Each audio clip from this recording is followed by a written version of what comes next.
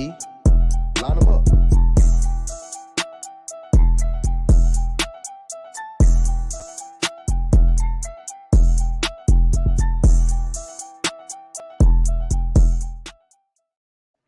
What's up, CBR fam? Look who the fuck is here on time. Look at his face. Hey, Fucking who is that man big there? head. This big head motherfucker. Look at Who him. is that? He's here on time.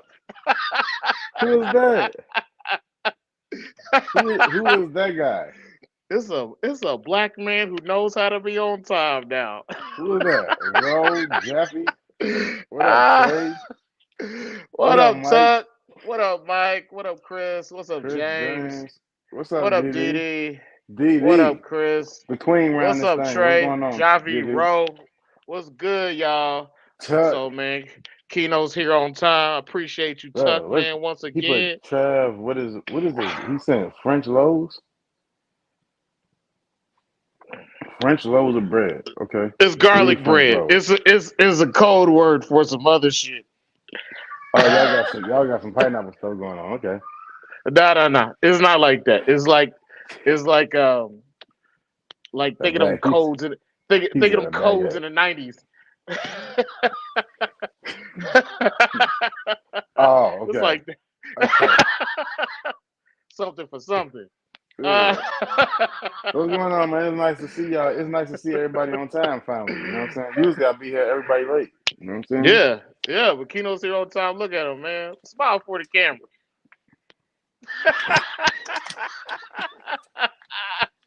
Hey, man, I'm happy to have my brother with me here on time, man. It's been a long time coming. I missed him, but he's back. He's back. Hey, y'all. Yeah, look, y'all. You know what I'm saying? I will say this. Good news is the season is almost over.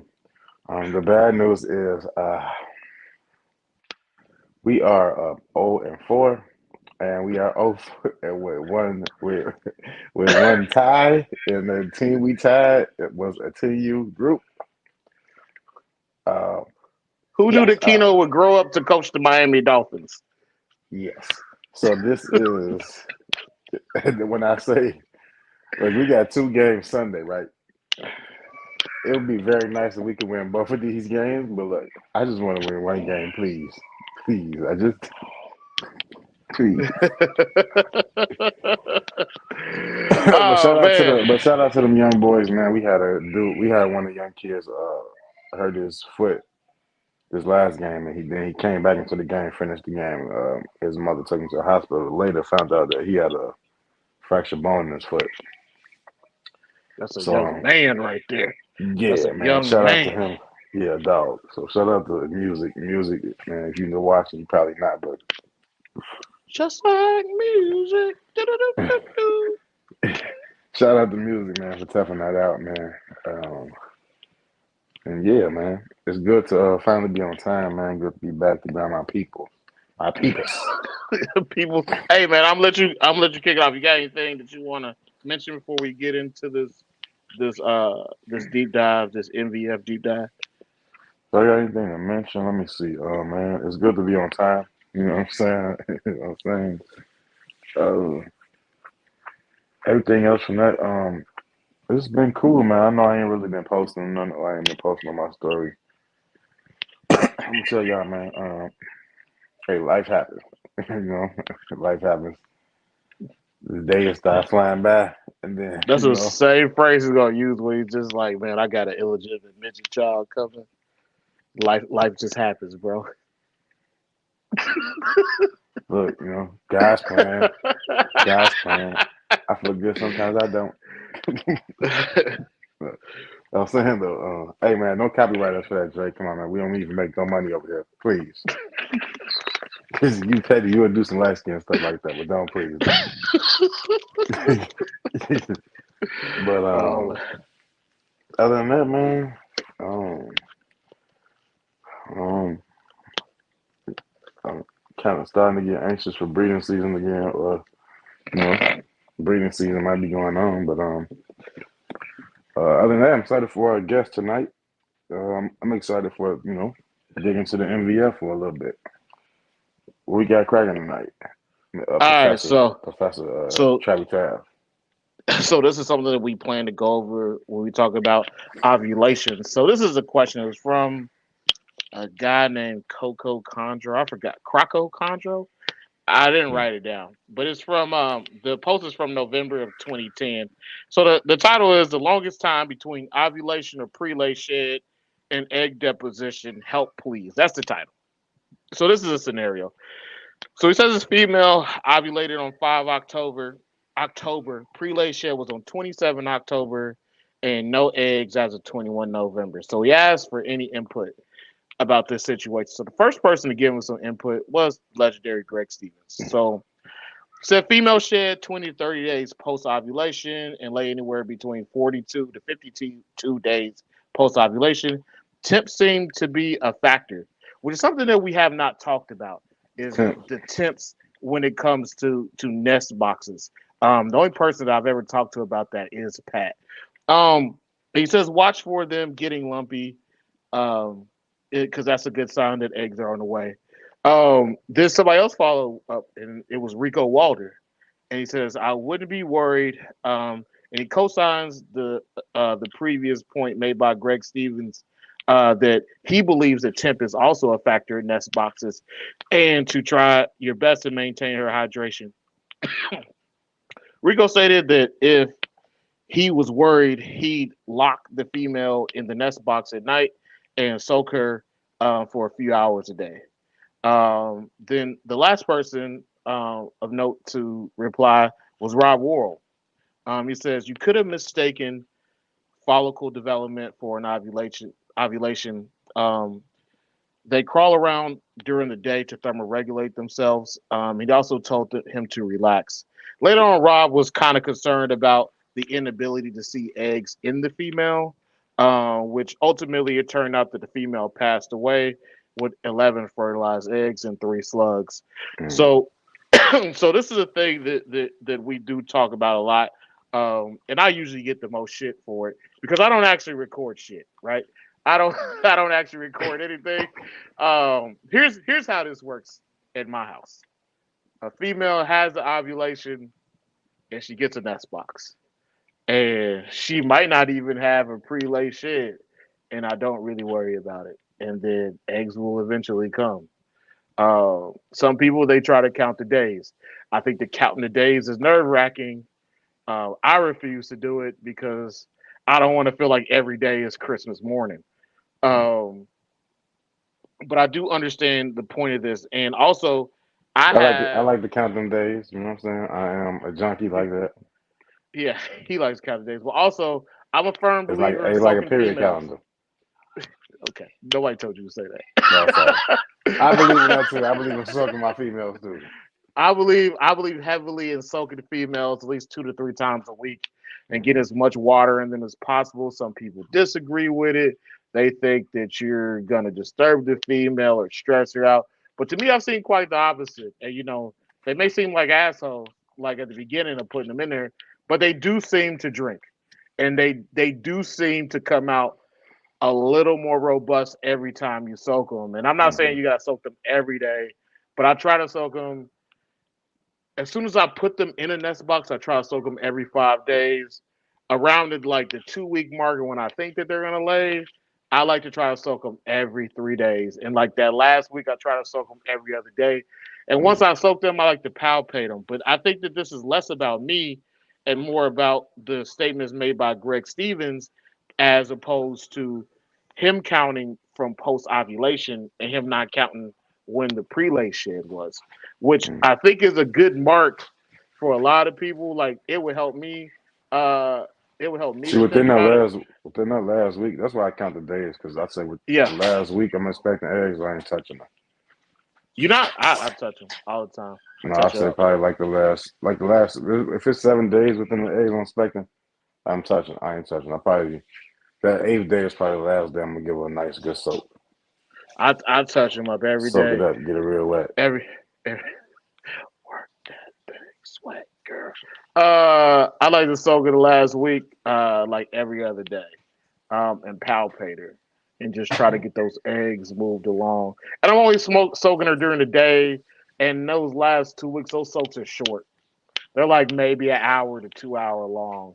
Yeah. And they're midday soaks. Like I don't soak anywhere near when I think that she's gonna go when the lights are gonna go off and she knows it is nighttime Yeah. or just, beginning. And Yeah. First thing in the morning is when I do it too. no, I'm not gonna say that. But yeah, I think that's a big deal, especially with Rico and Greg Stevens both co-signing on the point of temperature of the nest box. And like Pat told me, Did they give it, specific tips on that post about what they would keep they theirs at? didn't. They didn't. But Okay. I started to dig around for it, but we had to start the show. Because I looked at this earlier and I was just like, when I get some time to sit down, I'm gonna go look at it. Right, because But we don't need you late for the show, bro. but yeah, I'll go and look into it and I'll get that answer for y'all. This was a good post to see, you know, insight from Greg Stevens, Rico Wilder, and Rod Worrell Yeah. about uh, follicle development as well as the validity of follicle development and ovulation, which is a big deal. And me and Keno, we both talked about this, um, and I know that my That'd be a point long to time ago. What was it? That must be what, like 1978 or something? what you mean when we talked about it or when they talked about it. Well, when they talked, that post probably was from like 78. No, this post is from 2010, man. Oh, my bad. I thought it was, that was like 78 or 88 or something. Yeah, man, it was posted. They made this post after they was hanging out at Chuck Vogel's house in the woods back in '81.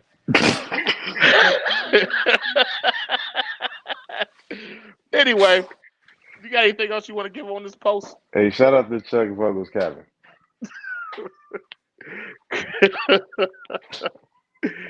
All right, man. You want to bring in Rob? Yeah, well, let's bring in the legend, All right, the one and only all right. Rod The Worrell. one and only Rod Worrell, aka David Ruffin, the Chondros. Y'all know how he acts. You already It's know. time, it's time to bring him back. Y'all know the vibes.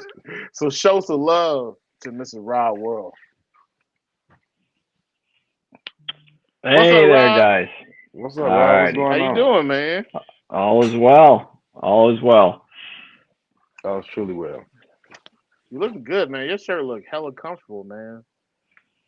Nice. Yeah, I'm just chilling, that's for sure. Yeah, look like so you get off the Coles clearance right. No, man, leave that man alone. That shirt look comfortable as hell. It's good shit at Kohl's, man. Don't be dissing Kohl's. I got a lot of pajamas from Kohl's, bro. His I pajama ain't know pants. you got on the defensive real much. I ain't know we was gonna be on the Coles trip tonight. Hey, man. Sometimes you don't. Sometimes you need sleep pants with a slit in them, and you know why. Sometimes you don't need to go to sleep in pants that ain't got no You slit gotta get you in some the Ralph front. Lauren. Gotta get you some Ralph Lauren pajamas, bro. I don't need that. I just need Hanes with the comfortable new wool, or can Tidy whities. hold. Yeah. No, I'm wearing no tidy whities. That's That, nasty. that's that's wild. Yeah, I don't want to see my wife come home. I don't want to come to my wife after she been washing tidy whities in the sink and shit. Looking at me crazy after chili day.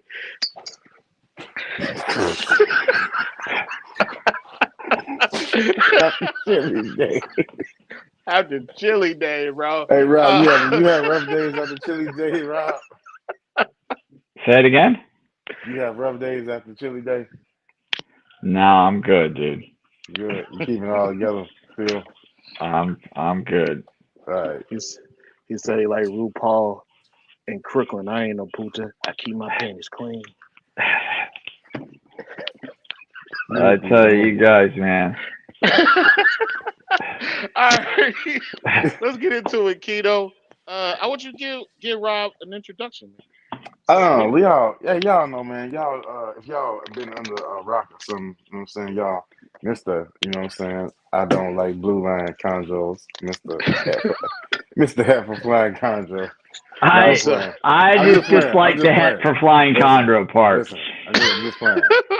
But no, y'all know the founder of the Black Pearl line, the Chloe Noahs.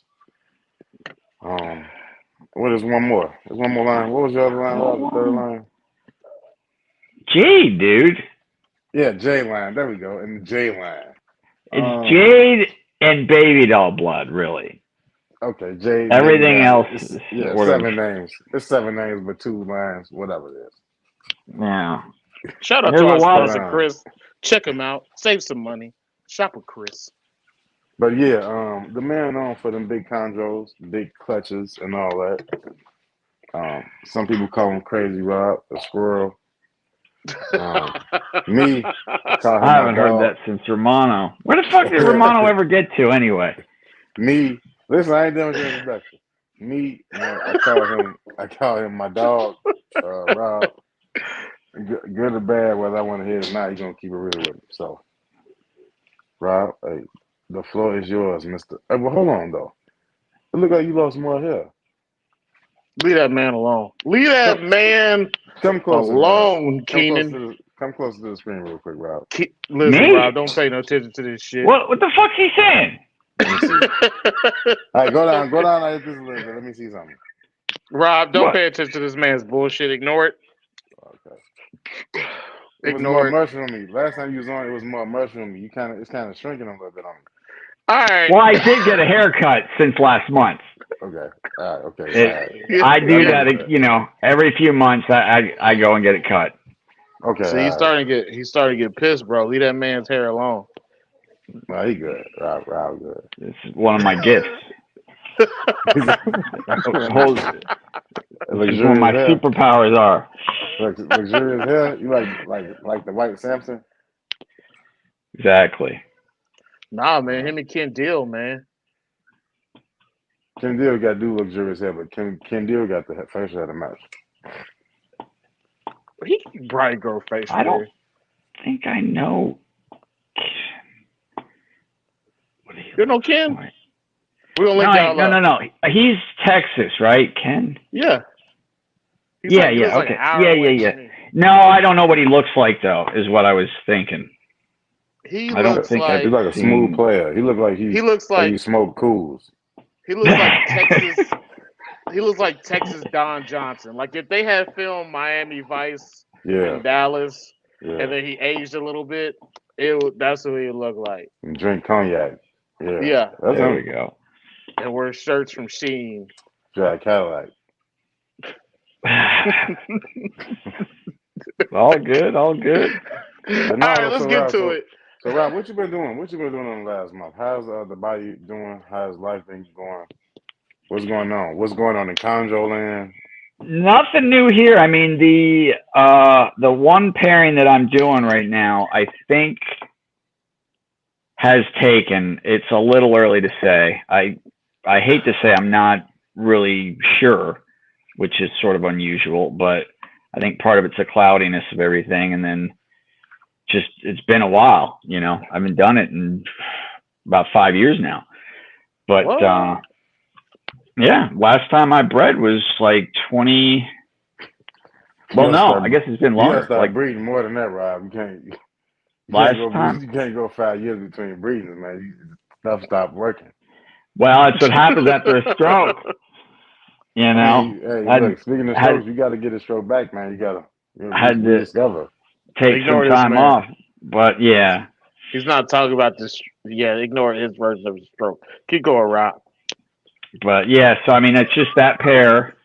So I'm just waiting on an ovulation right now. Really, she's off feed, so that's a good sign. But I sort of had a lot of things packed against me on this one, but I just wanted to do something this year, because it's like I said, it's been so long since I've got to play with babies. It's just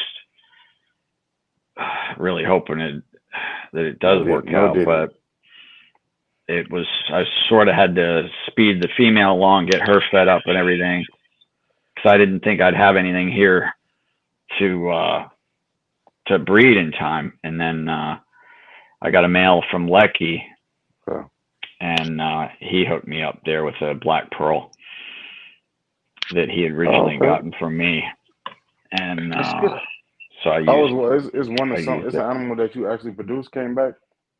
Yeah, Yeah. What did you breed him to? What's the female? It's Jade crossed to Baby Doll Blood. So it was one of the Chloe Noahs. Ooh. And that was sort of the pairing that after I did that, it was sort of like there was nothing left to do. You know, I mean, So the Chloe Noahs were the pinnacle of I wasn't expecting any color. So honestly, when I did the Chloe Noahs, the whole point was just to take my biggest line, combine it with my most robust line, and then I figured it would be, you know, another 3-4 years then work with those babies to then sort of focus on color. But I got crazy color right off the bat, and it was just sort of like, what the hell do I do now? You know, so ever since that pairing, it was just sort of like, shit, what do I do? Right? The animal in your avatar on Facebook, that's a Chloe Noah, right? The all yellow Yeah. one. Okay. Yeah. All right. That's one of them. Okay. Just plug that. Yeah, that was Robertson's, which I just reached out to him because I keep forgetting about Instagram, so I forget to log over there. Mark Robinson's animal? It was from Mark? Yeah, Robertson got that. That was when I tell you, that guy. Mark, you bullshitting us. You playing. Yeah. Listen, man, Rob don't want to come. Listen, Mark, we would try to get Mark to come over here with us. But, yeah. He's a good dude. And the thing is, he knows something that the rest of us don't when it comes to baby pattern. Like, how to hide and shit. That guy, he got 4 from me originally. And all 4 of those went everything from that solid yellow one to just everything he picked out was crazy. And I'm like, what is it that you're looking at? So, I mean, I know he's seeing something because there's no way you get luck like that, you know, to randomly just pick 4 from, because it was 4 different bloodlines. Have you seen his animals?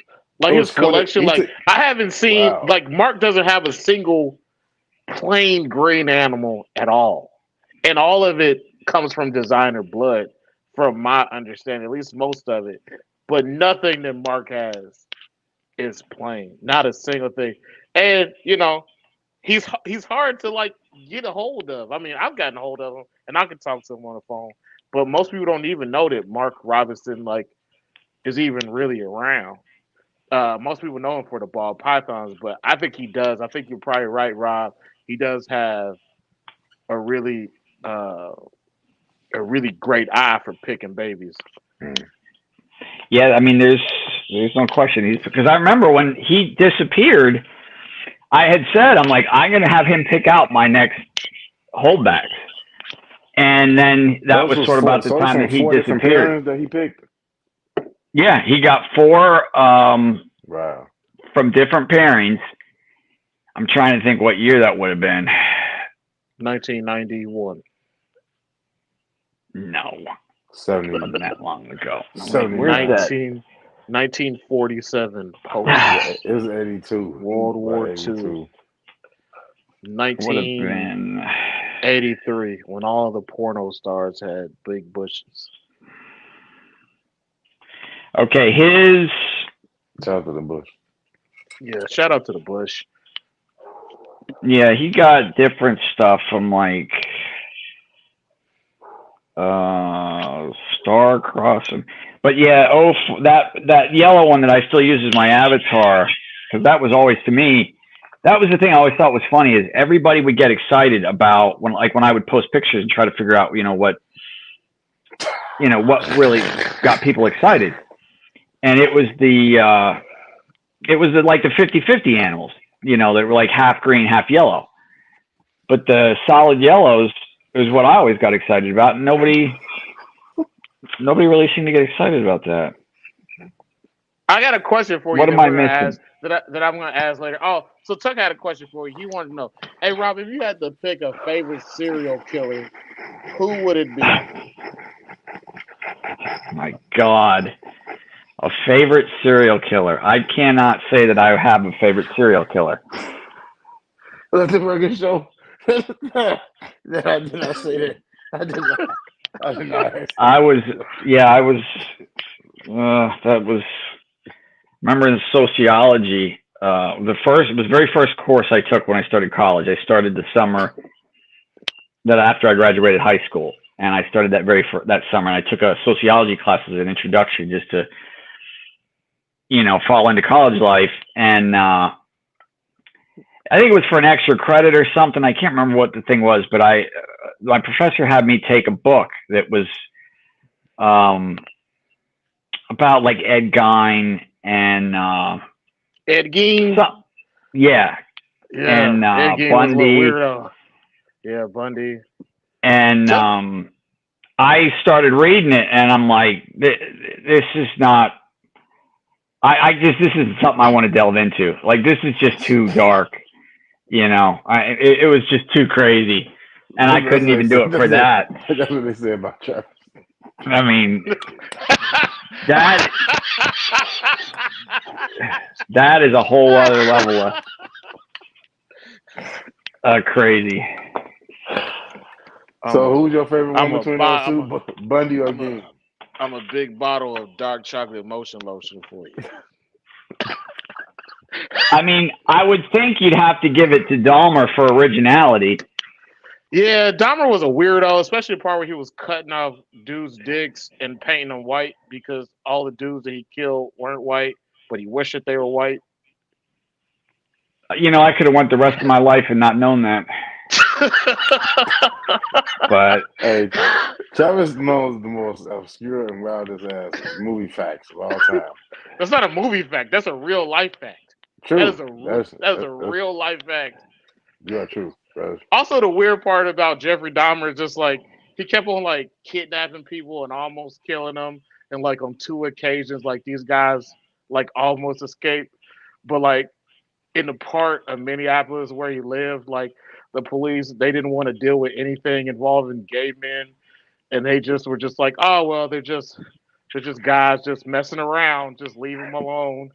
Like, nah, just forget it. Like that was like their attitude towards it. So like 2 people could have been saved if it wasn't for the ridiculousness of the Minneapolis cops. Well, I think the one part, in all fairness, was they just thought it was a sort of a domestic, and then you have 2 dudes. It's not like you haul somebody off, like if it's male, female, they're going to haul the male off and handcuffs, but it's 2 dudes. It's sort of like, all right, let them fight it out, not get involved. But I mean, it was the one case that in particular where they could have gotten him. Yeah. But I mean, the thing that was sad about it, the kid was only like 14 years old. No, 2 of them. It happened twice. I only know the one instance. You guys are going to give me nightmares, man. Like, seriously. What the hell? I just think it's kind of apropos that the person who asked that we end up talking about Dahmer. And June Tuck is soon will be right. He's right around the corner. So all the crazy things that go on underneath Tuck's little cul-de-sac. All right, let's give the people a quick rundown about Rob's history. So could you give us a bio real quick, and we'll get into some more questions that we have loaded up for you, Rob? A bio? Yeah. Like where you started? Where I started? The conjos, the hookers, everything. Where you started as a kid? I mean, it started with the ball python, I'd say, as far as with, the Boyds. Got a ball python when I was about 11, 12 years old. And the big jump from that was, I went to a snake show. In fact, it was a Hamburg snake show. And I was looking for a cage for the ball, something bigger. And that's when I saw, blackhead pythons and things like that I'd never seen before. And it was just like, well, okay, there's people doing this stuff full time. Like, did not expect that. And I remember I had met Gary Braddock, which I forgot to give a shout out to that guy originally, because he was a biology teacher. And remember, I had just talked to him over the phone, didn't know me from anybody.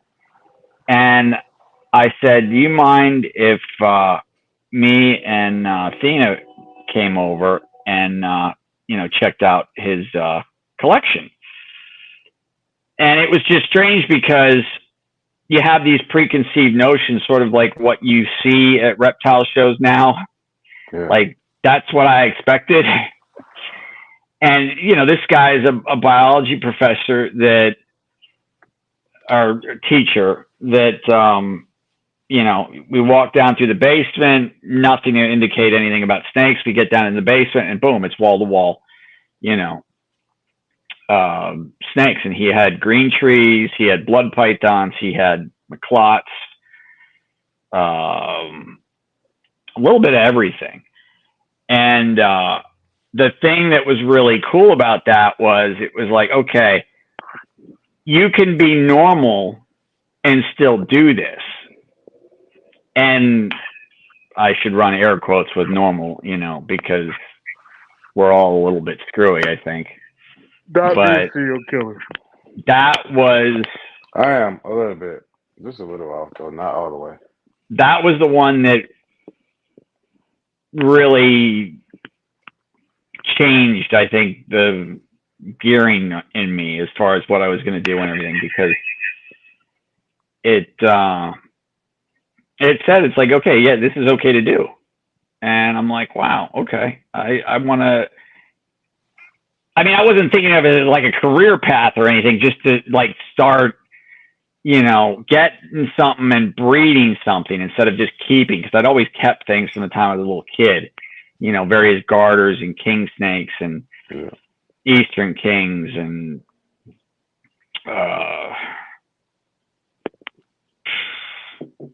what's the corn snake equivalent in milk snake, yeah, had stuff like that, so it was just sort of nice to be exposed to that. And then wasn't long after that Keith McPeak, he bred Sanzinias. Is one of the things he's known for. And he allowed us to come over to his place. And that, we were supposed to see the collection, and then the last minute it sort of changed. Like, I don't really let people see the collection. It's just sort of my own thing. And I didn't really understand it at that time, but I'm like, okay, whatever. I still want to come out and pick up the animals, because I was getting like bloods and I think jungle carpets I got from him. Was getting a blood python, and I needed a male or a female, I forget which, and got a pair of jungles from him. And which, that whole jungle carpet thing, I can tell you, there is no such thing as pure like jungles. I mean, the jungle carpets are not that big a species. I gave those to a buddy. Somebody was a buddy at the time. And the next time I went and saw them, that female was like 9 foot long. It's like, that's not pure, like jungles just don't get that big. But yeah, that's the thing why I have a problem with the hybrids and everything else, man. There's a lot of things in this industry that still really grind me. And one of those things I like hybrids with, like they're doing now with chondros and jungles. Like that just kills me to see that stuff. For the carpanjos, you don't like carpanjos? No.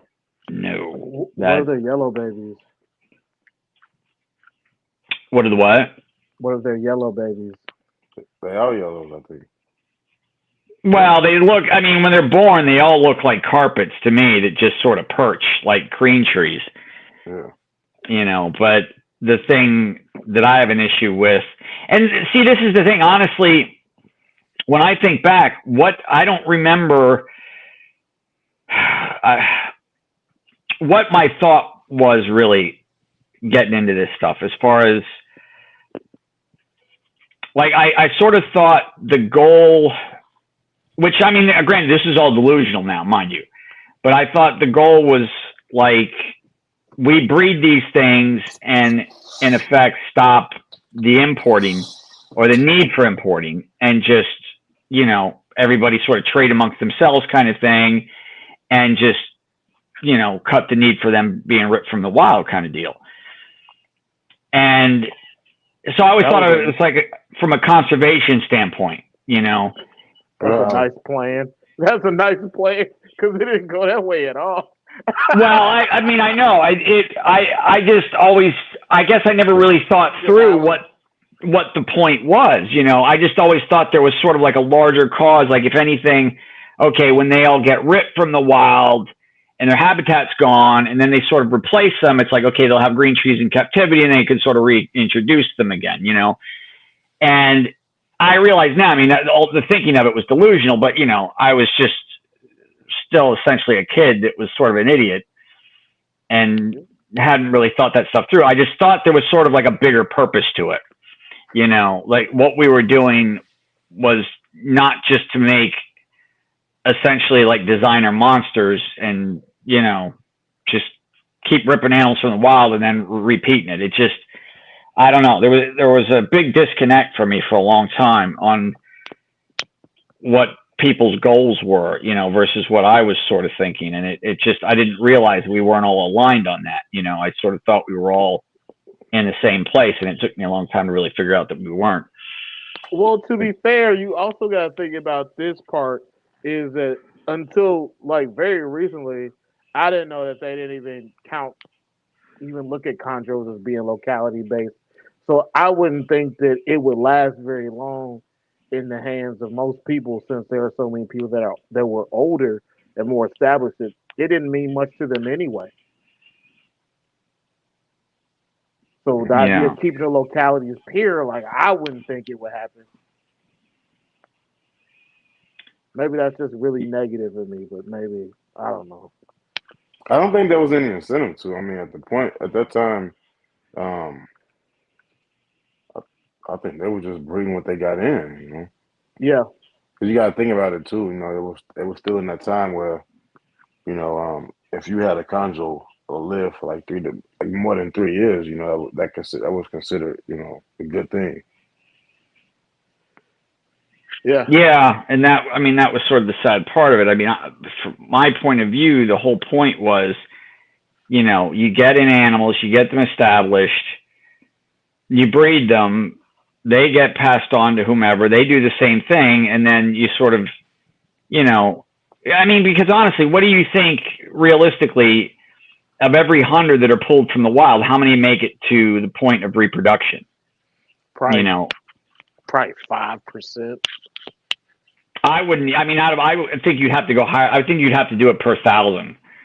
Honestly, I would think. You know, I mean, I would think now they're probably better taken care of than they were back in my time, like when that shit was going on. Because the stuff, the conditions and things that they would come in was just horrible. Yeah, some of those trips are grueling too, with like 2 or 3 days. Well, the problem, and the problem was, though, what it really came down to was that the animals would sit for so long until they got enough together, you know, to send them off. And I mean, you could be looking at 6 months, you know, before they even got shipped out to the distributor, you know, to be shipped to here. Yeah, and it just, I mean, these little buggers can go through a lot and live through a lot. And that was, you know, I got one, my very first one was an import that it had no teeth. It was sold to me as a female. It was a male. And it was clear that night that it had a respiratory infection that I brought it home from Hamburg. and then it lived for 2 weeks. I had a vet come over who I asked her if she could probe it to, tell me what it was. And I'm not kidding. She went up the vent. Okay, not down the tail, into the intestine. And I didn't know anything at that time, but I knew what she was doing was wrong. And I'm just sitting there looking at her, looking at the snake, looking at her, and I'm like, what's going on here, And she had an assistant with her who I'd talked with over a phone later, and I said, look, I talked to Gary Braddock about this. He's like, you can't sex a snake that way. And she sort of just sort of skirted the issue. And, that was the thing where I've had so many bad experiences with vets that's what I say. When you find a good vet, make sure you make them known to the community, because there are so few of them that are good. Like we had Scott Stahl out here on, which I don't know if he's still practicing or not, but he was like one of the top vets for years and years, and I have no idea if he's still practicing, but I never had met him. I just heard of people that dealt with him. Oh, good. Yeah. Glenn says, oh, good. Yeah. He said Stahl still practices. Who's Glenn? That's Glenn, one of your homies? No, I don't think I know. I mean, I might. Well, what's up, Glenn? What's up, Glenn? Nice to see you, Glenn. Boy, I bet you he went through hell at Nido when that stuff started. If the people are shipping him their sick animals. But yeah, I mean, there are too many vets out there. I mean, I remember I had a good vet for a short period of time. We all like Glenn. And oh, good. Well, become a vet, dude. Become a vet. Need more of them out there. But yeah, there's just too many of them. I remember the one vet had looked at a green tree of mine. It was one of the first ones I had, and he put her on the wrong antibiotic, which was very painful. It was a deep muscle injection, which is not something that you want to do, and you could tell it was very painful for her. But it depends if you, depends on how you look at that, Rob. Well, when I finally got my vet, and who was a good one, and I had him for a few years, and I'm trying to think what I really even needed him for. Something like that. I only had to go to him like twice, but yeah, he told me, he said, a lot of his vet that he worked for, or the owner rather, of the practice, said he didn't want to keep reptile antibiotics on hand in medications, and he was sort of looking to get out of there, and that's what he ended up doing. And then when he left, they wouldn't let us know where he went, because they didn't want to support his practice since he left, but I've tell you, it reminds me, I had about right before the stroke, there was a guy that had an animal that prolapsed. That it was clear he couldn't get to a vet in time, and it was, it'd be a few days if he was even. I don't know if he was even willing. I can't remember the circumstances at this point in time now, but he didn't want to, or he couldn't, whichever. So I'm like, okay, look, we got to fix this prolapse, and because the tissue begins to die if it stays out of the body too long. Yeah. And I took him through all that and everything, and it was probably about 4 hours over the course of a couple days. And I kept thinking, like, why did this happen? And then he admits that he has mites, and I'm like, I've been killing myself trying to figure this out now for a couple of days and going over pictures and everything. And now you mentioned mites. So, But what do mice have to do with the prolapse, though? Dehydrate it. You know, becomes anemic. Everything else, dehydrate it. It goes to crap. Boom, prolapses it out. Well, because everything else that he was doing, the mites sucked all the moisture out of the snake. Yeah, it just takes all the liquid out of them, and it just stresses them and everything else, you know. And I know it stressed them out, but I didn't think they were taking that much water out of them. I mean, if water is available, and most of the time with mites, most snakes do soak themselves anyway. That's why though. Yeah, I know. They suck all the nutrients out of them. Most of them are soaking anyway, like leeches. Yeah, it's not. I mean, I think it's just the stress in general and everything else. It's just it was one of those underlying things. It's sort of like, okay, why did you fail to mention that? Well, so I have them tape it up, and I think I don't know. I think there was a vet that was either going to look at it in a couple of days or whatever. It's like, okay, just don't do anything else. Leave it go. He taped it up. It popped it back out immediately. So I'm like, thinking to myself, you know, I don't want to tell you what I'm thinking to myself, honestly, because it's brutal, but it's like, all right, let's try this again. That's my fault. I didn't explain this thoroughly. You know, like, this isn't rocket science, you know? So I got him, you know, explained how the tissue comes out, how it has to go back in, you know, tuck it back in, and then you just got to tape it off. But just allow a little space for liquid to pass, you know, and then let the swelling go down, and so the tissue doesn't die. This was just a stopgap thing. Well, within a few days, I got a picture of the animal. He ripped the tape off. He just decided, okay, it's good enough. It's done. Not going to call Rob. Just ripped the tape off the snake. And I mean, it ripped the scales off the snake, you know. So I don't know what the hell he used. I mean, I don't know if Gorilla Tape was made at that point. Maybe it was, but it's like, what year was this? This was like 2019. And so then the snake dies, and then I find out he's blaming me for he killed the snake. And I'm like, all the hours that I spent on this snake, because I just reached out to him because, you know, he had posted it that it prolapsed. He didn't know what to do.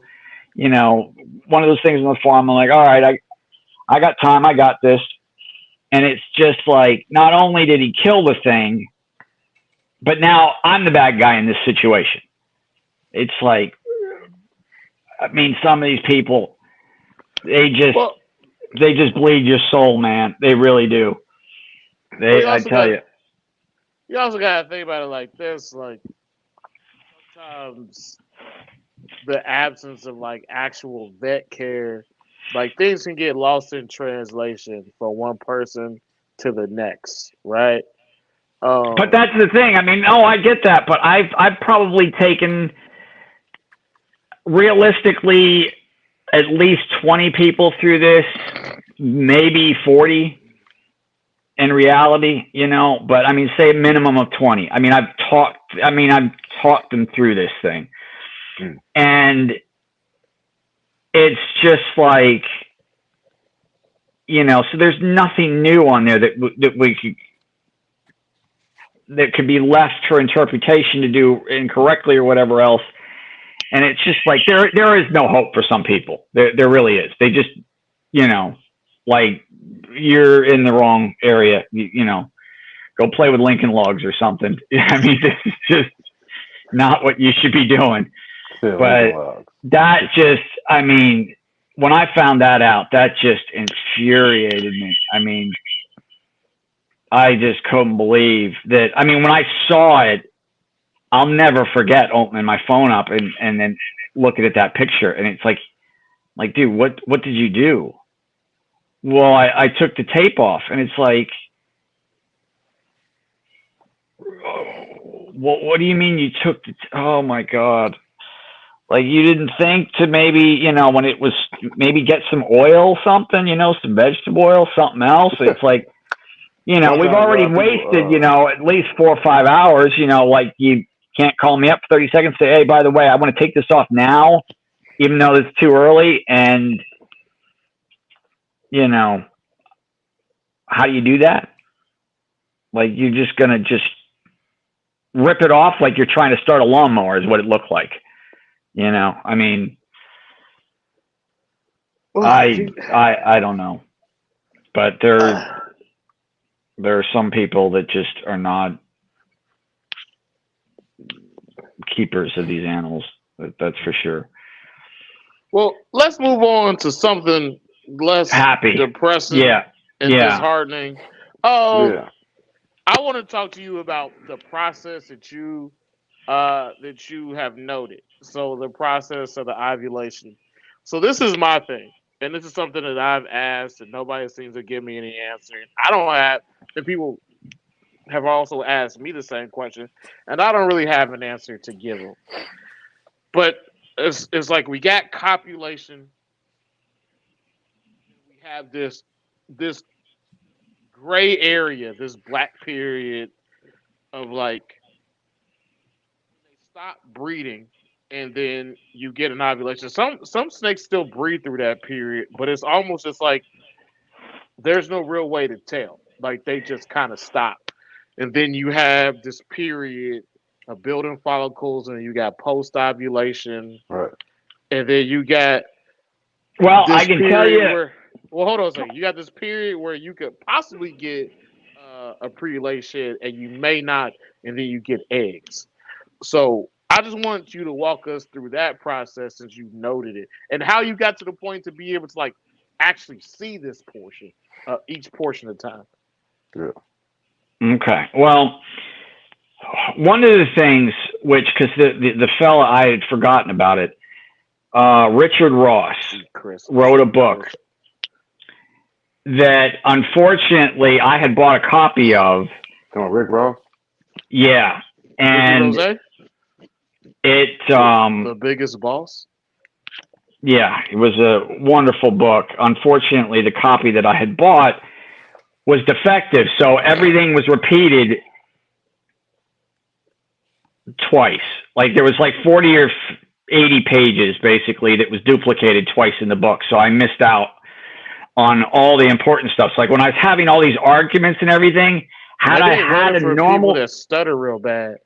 Had I had a normal damn copy of the book, I could have settled that argument once and for all.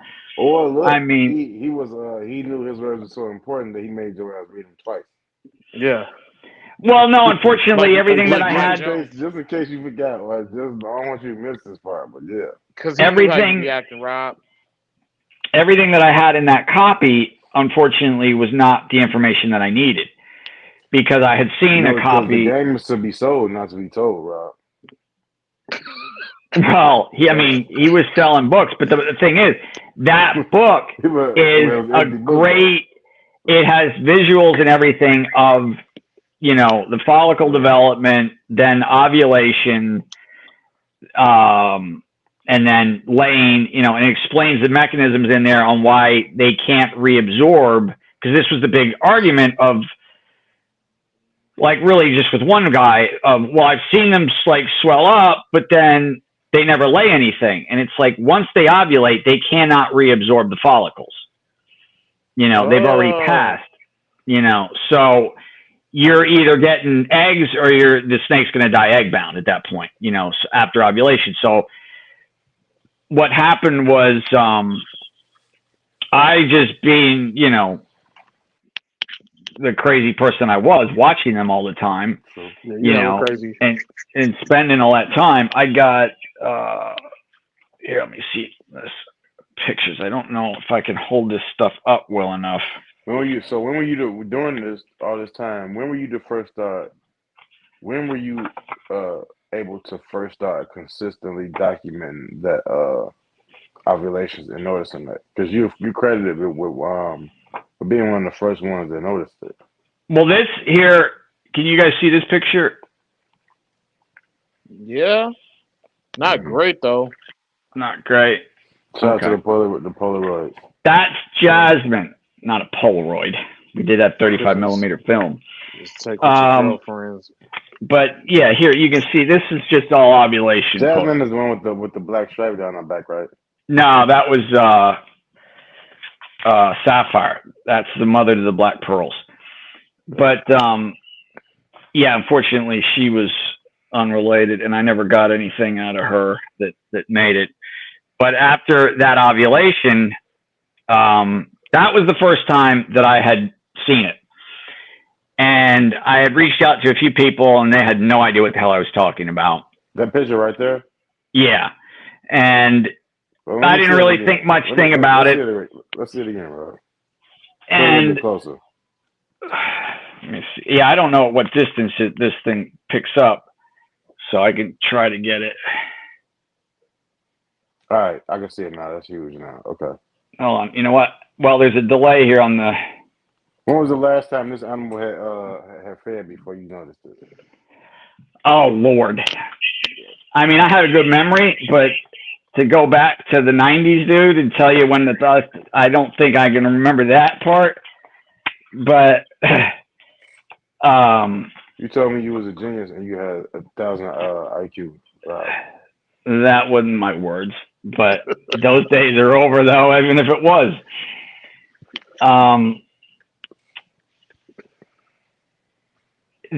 I didn't make the connect. Okay, so I saw her do that, and then I got eggs from her. And the thing about it that was really sort of lucky that I remember is I stuck a nest box in there with her. Because, you know, like I said, at that point in time, the only thing that was known is cool them down, stick them together. If they go off feed, you throw in a nest box. Well, she had already gone off feed.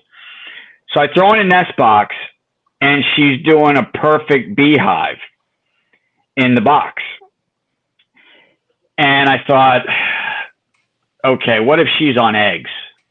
You know, and she is just textbook beehive on nothing, you know. And I take out the box, and the setup that I had then, I had to take her out to be able to get the sphagnum moss back in and get the box back in. So she stays out for a few days and then ovulates. So she's already beehiving prior to it, because, you know, she's in a nest box and her brain's telling her this is what you're supposed to be doing. And she's doing it, even though she hasn't even ovulated yet, you know. So if I would have left her like that, I would have missed it. And then it would have taken me longer to make to figure it out, because unfortunately, right after that was Baby Doll's mother was the second one to ovulate for me, I believe. And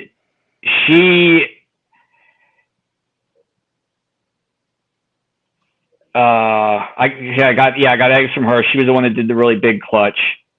And then there was another one in there, like Baby Doll.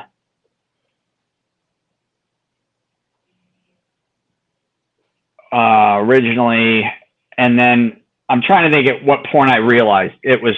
So I'm looking back at my notes, and I realize, okay, I have written down ovulation here, but this is lining up, so it's like 40 days. Because at that point, everybody had been 40 days on the nose. And I'm like, oh, shit. Okay. So when they ovulate, 40 days later, you get eggs. Because then when I put this out originally and started talking about it, I was starting to get back feedback of different times and stuff. And I didn't understand why the days were so different, because I was getting back anywhere between like 39 to like 33 days later. And I'm like, how the hell are they?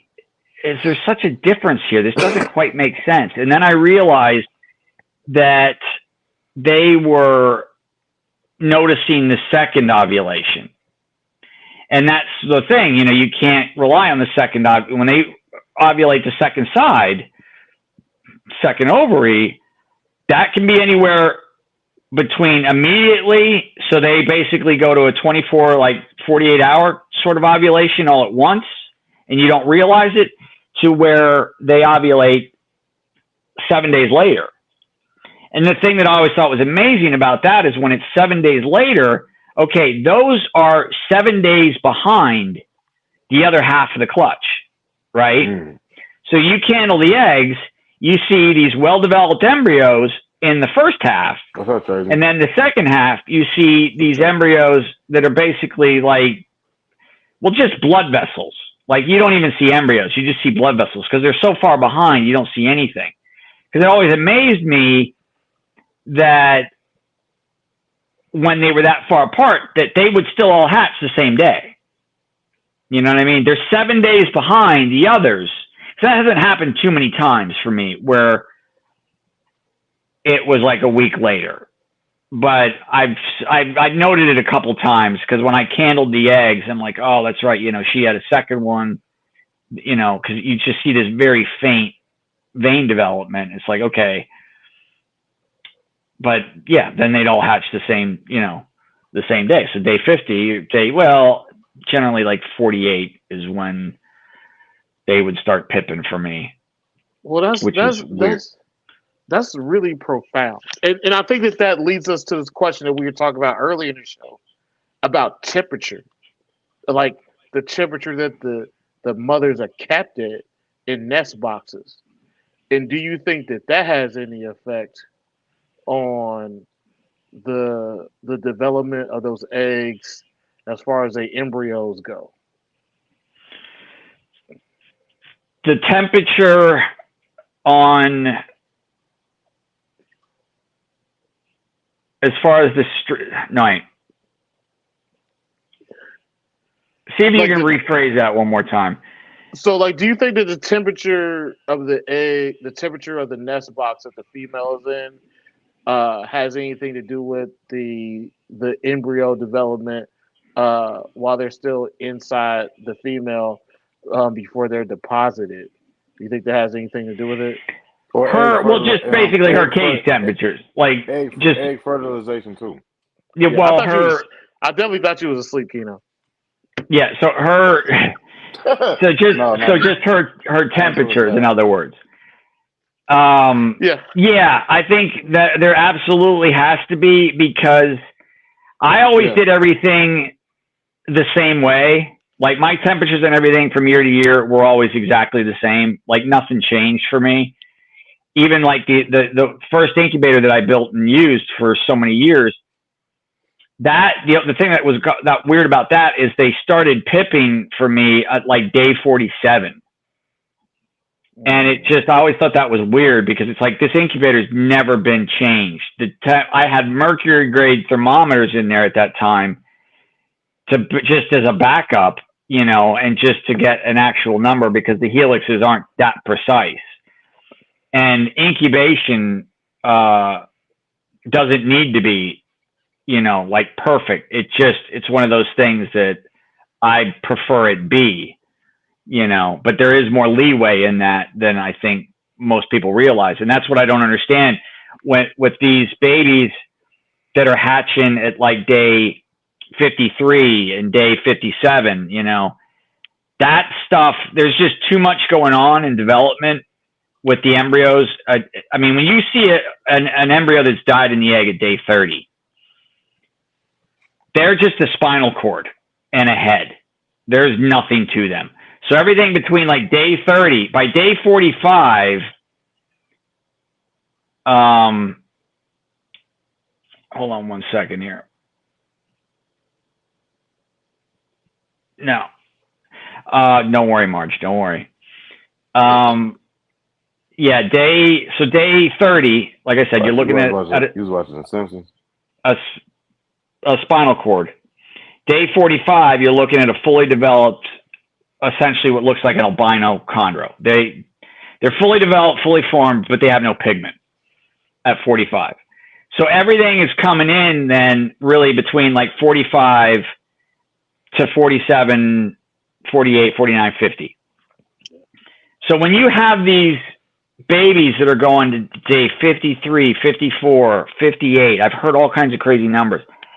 That's where these guys are getting issues with babies that grow up then and won't breed, and are giving them other issues and things like that, because I think it's sort of clear and safe to say that the sex organs are affected when you go that long. Like, temperature is something that you really have to take into account. I'm gonna fight you for that one, Rob. Well, I'm just saying. I mean, I've seen enough of it to tell you that when you have these issues with these males and things that won't breed, and females that just never. I mean, usually males will pick up on females that aren't fertile and won't produce. Like, in other words, they're just like sort of something's wrong. The males could be healthy. They won't breed those females. Yeah, that's why these females are going to be keeping cats forever. And it's just one of those things that it's like, again, when this is handed over to us to take care of and hatch these things out and to do this stuff, you've got to do everything right, from, hatching them out at the correct time. I mean, if it's done naturally at day 50, you got to be goddamn close to that. You got to focus and be within that. There's a reason that range works. When you start going out of that, you start getting problems. And then the next step, you hatch them out, and then you got to get them feeding, and you got to start that correctly. Because that's all things. I remember going through this years ago with a couple different people, and like we were trying to break down and figure out like prices. And it's like, okay, well, what would it cost? Let's say at this time, like green trees were sort of like $500 is what they were worth. Keep going, Rob. And it's like, okay, so if you have babies that all started very easily, then are they worth $50 more than your regular run-of-the-mill clutch? Like, would you pay $50 extra to have a baby that is going to grow up and produce babies that all eat for you right off the bat? Is that something that's worth more versus, force feeding for 3 months, which I've never done once in my life. I don't understand how anybody even messes around with that. I don't understand why you would push it like that. You got to reach a point and it's like, okay, we're doing this for basically, at the end of the day, the pet trade. And these are captive bred and born animals. That's the whole point. You want something that's easy in captivity, like something that eats hamsters and requires like a live hamster. That has no value to me, because I'm not going to go and buy a live hamster every week. I mean, it's not practical. So I mean, there's differences like that. And I remember when we were having that conversation, trying to figure it out, it's like, but does anybody else take this stuff into account, and think about these kind of things? And I don't think that it's just something that people think about too much, but I mean, starting them, and again, like the boot camp stuff and everything else, that was, there was a reason for that. And it was the hell that What was the boot camp? What was the Chondro boot camp? Explain that. That was basically just keeping them on a routine schedule of, because a lot of the babies, I told you I had issues where they would take chunks out of their head, which I found was the damn zip ties. Thanks a lot. You got to be careful when you put the zip ties in there anywhere, and then when you cut those, because you create a sharp point on those. Yeah, that BDS. And they would take little chunks out of their head. So I mean, I would keep them fed, like every 3 days, so that they would quit cruising and searching and taking the chunks out. And that was, that's only on the stuff that metabolizes quickly, but that's mainly what I was, geared towards and what I kept. So mostly everything that I dealt with was like that, except albeit for some of those designer critters, they're sort of slower, you feed them like once a week and they're fine. You didn't have to worry about them doing anything. I mean, if anything, they were just little bastards and they didn't want to eat anyway. You didn't have to worry about them cruising and ripping their heads apart. I got a question for you, Rob. I want to go back to this because I thought this was very poignant. The the statement that you made about at day 45 they have no pigment. How exactly? Can you give us more about that per se? They just, I mean, at day 45, you basically have a fully developed baby. I mean, for what you're looking at, I mean, it just looks like a fully developed animal. I mean, you can see all the baby pattern and everything that you're going to get. It's just minus, if it's a yellow baby, it's white. If it's a red baby, it's white. You know, they have no color at that point. So White like the white. They look albino. And that's where a couple times people have gotten themselves sort of in the wrong long running projects because they had these sort of like either preemies or just, you know, it died in the egg kind of thing, and they didn't realize it was, you know, it when it died, and you know, they cut it out and like, oh, this is an albino. Like, no, it's not an albino. It just doesn't develop the pigment yet, you know, because that was one of the things that I didn't realize that everybody was sort of after for a long time was when albino. And like I said, that was one of the things that I was always hoping would never happen to chondros, because then, you know, right away, the first thing it's done is inbreeding, which again, you know, is against my religion, but you know, so whatever. So you don't think that like there's a possibility of producing an albino chondro that isn't inbred? It's, I mean, if you look at anything in the wild, and I mean, I'm not an expert on genetics. Okay, let's rephrase that. I know very little about genetics because I don't care. It's just not one of my areas. But like, look at like piebald deer or albino deer, or when you see populations that, yeah, things like that. Whenever that occurs, it's always because for whatever reason there's an overlap and there's some inbreeding that occurred. So then you get that. That's, you know, the het, and so do you they think then they breed. Do you think that's the same? The albino people are a result of that too?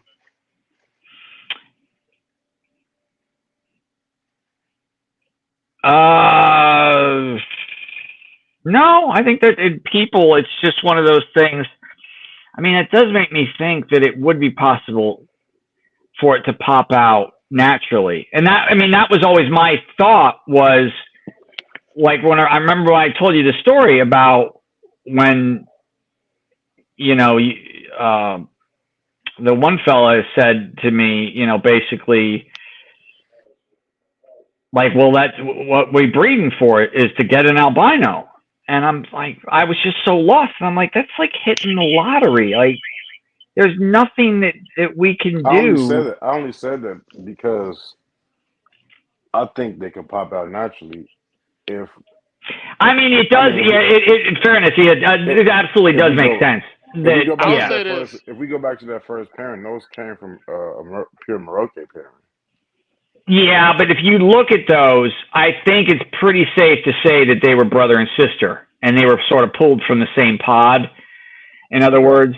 And I mean, if I was a betting person, I would say almost definitely. You think they got that Appalachian word? Yeah, because in the National Geographic special, long titties, that when they were shooting down there at the Barkers, you could see in that, because somebody had gone back, and I think it was a big deal. We noticed it. Like, this chondro has a pink tongue, and yeah, that on pink tongues.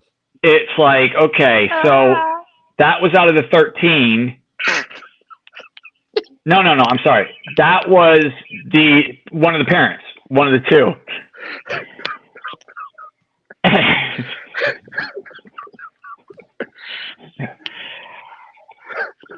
You guys are horrible here. I didn't even say nothing, Rob. I'm listening to you. I'm listening to the story, Rob.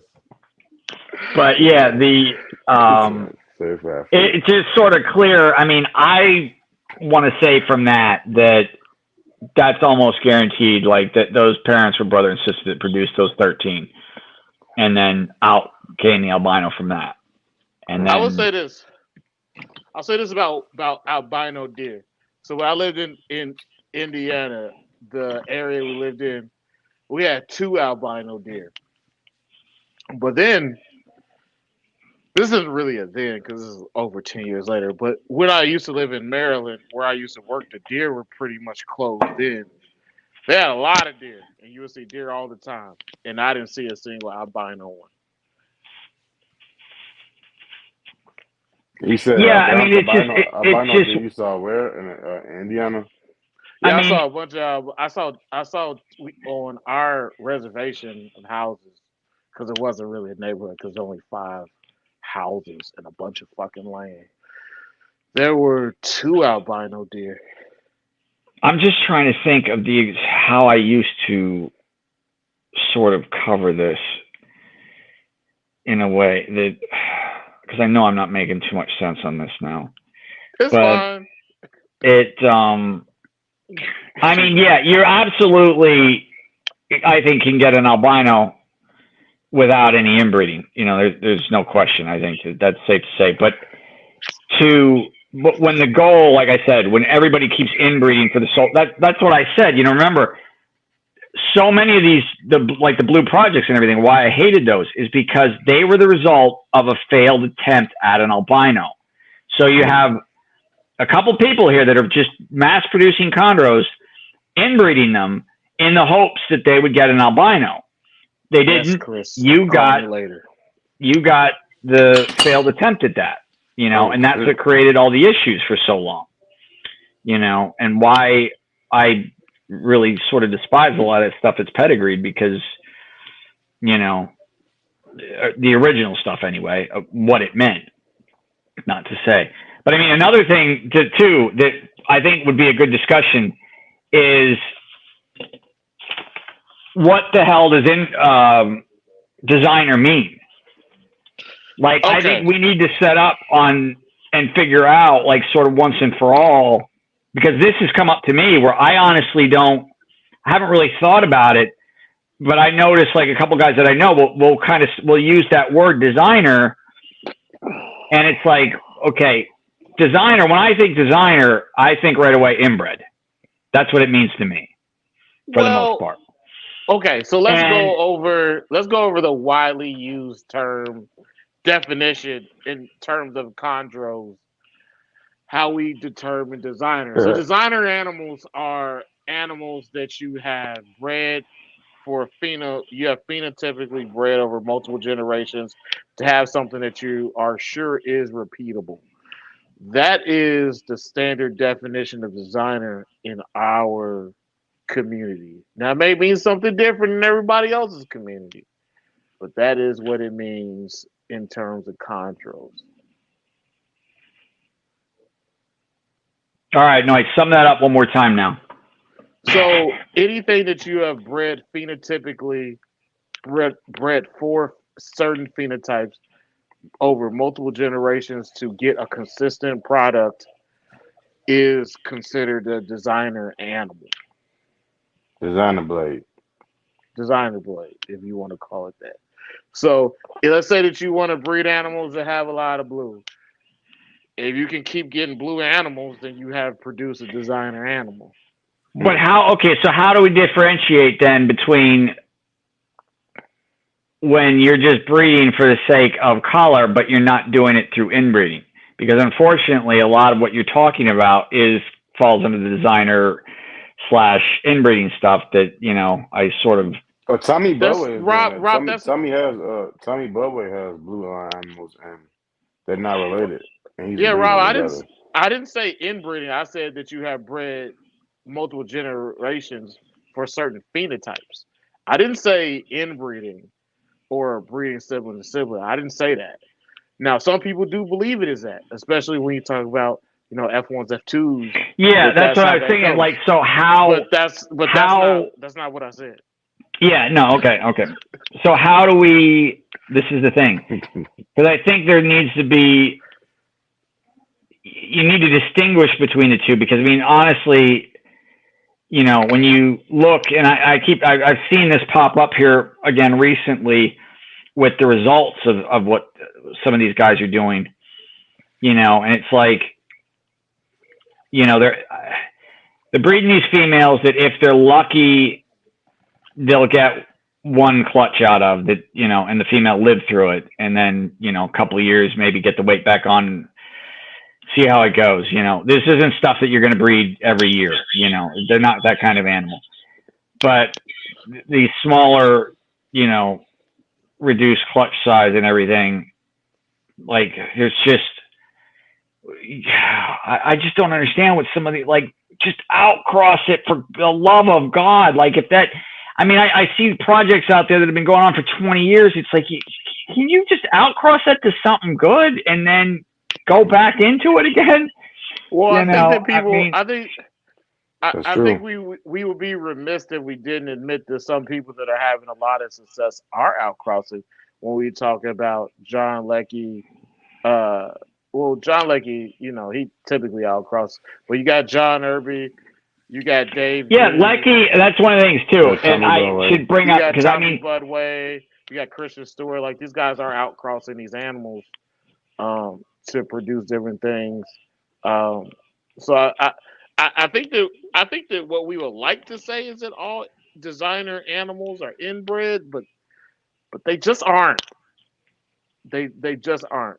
As much as a lot. Yeah, of them no, I know. Like with John, you know, I've always worked very closely with him. We've always bounced things back and forth over the years on, you know, projects that we were both doing, and you know, a lot of it's just to hear ourselves say it out loud, to, you know, see if it sounds right, you know, and just sort of bounce ideas around. And I mean, he always felt the same way that I did. You know, it's one of the reasons why I always liked John so much. So I mean, people that are looking for chondros, like, because everybody was sort of hitting me up after the podcast, and I don't have anything like it. I mean, I might this year, but I mean, just keep JL chondros in mind. And the other person that I always sent everybody to was Eric Hassler up in Canada. You know, so for the Canadians that are looking up there, you know, neither of these, I've known these guys both over 20 years. Neither of them inbreed anything. I know Eric he got a pink-tongued one and thought that was worth pursuing. It was one of those things where he did, I don't think anything really came of it. I can't say, but it was then, you know, immediately you know, he went back to, you know, got no reason to do that again, just sort of check to see if there would be an albino in there. And there wasn't. So, you know, he scooted away from it. But Eric's always been the same way that I was, you know, about these critters.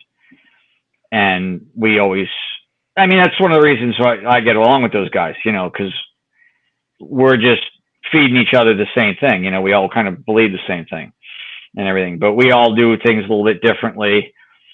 And, but for example, like Eric,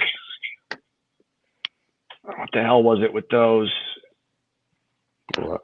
Well, that's one of the other things too I want to touch on with the prolapse. So we'll get back to that, because then I'm going to get off on another thing here and forget the Are we going back to prolapses? Yeah, just we can come back to that later. But we need to talk about artificial incubation too, Rob. Yeah, that's what we want to talk. And I want to get to the point of yellow babies and checking for choosing holdbacks. So we'll let Keno go. I'm gonna be back, so Keno, so you take over for a second. All right. Go ahead, Rob. Give it. So how did you so you discovered the ovulation for the first time, that whole process. Then well, I went through that with, so this was the sort of disconnect. The issue that was, I bred them, you know, I'd take the notes and everything down, and I started looking back. I had done Big Mama her first time when she gave me the big clutch, and she did 40. Baby Doll did 40. Jade did 40. And so I forget, it was for one of those out of that 4 and that album I held up, where I had already figured out that at that point, it's like, okay, day 40, I can expect the eggs. Like, okay, this is sort of Right. important thing to know. Like, if you've got a vacation planned or something, you don't want to leave, like if you're a chondro head, you want to be there for that in case they dump the eggs and do something stupid, and, so You're seeing a lot of that lately. because Big Mama, I had bred her the second time, and I hadn't made the connection yet about the lay date. Okay, so she went, and this is what I feel so bad about, is she lived for 5 months after ovulating and then died, because what happened was, when she ovulated both sides at the exact same time.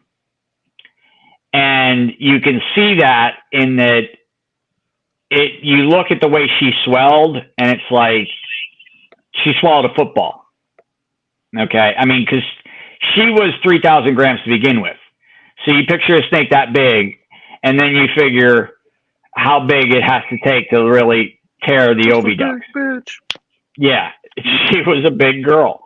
And when she double ovulated like that, it's like, okay, this is a problem. Because it didn't dawn on me. I just kept thinking in my dumb ass, like, well, I'm going to be getting eggs here sometime. And I remember, okay, we got a low that's moved in, the barometer's dropped, maybe she'll lay now. And she would sort of cruise around and stuff, like she was thinking about laying, and then she would just go back to perching. And had I known, I mean, the only thing that could have been done is she would have had to go through surgery. There was nothing else that could have been done at that point anyway. Because after she died, I cut her open, and you could see that basically it looked like just one big tube of just mush. I mean, everything had sort of ruptured together and just congealed, and was just a disaster. And the fact that she had lived that long is just amazing, because everything tore, from the get-go. Hog head cheese. But there was nothing in there that indicated, like any white eggs or anything like that. It was just there was not even a form of an egg in that mess. It was just a elongated pile of, like, I don't know. I don't want to say it like infection or anything. There was nothing that even, it didn't even smell like dead egg. I mean, once you smelled a dead egg, it's a smell that you'll never forget. Like, that sort of sticks with you for the rest of your life. You'll never forget that. And it was just nothing like that. But had I known at that point, okay, I mean, probably by day 50, I would have been visiting a vet, and then pay $1,000 to have him kill the snake. But that's the kind of dumb shit that I had done at that time. But yeah, it's a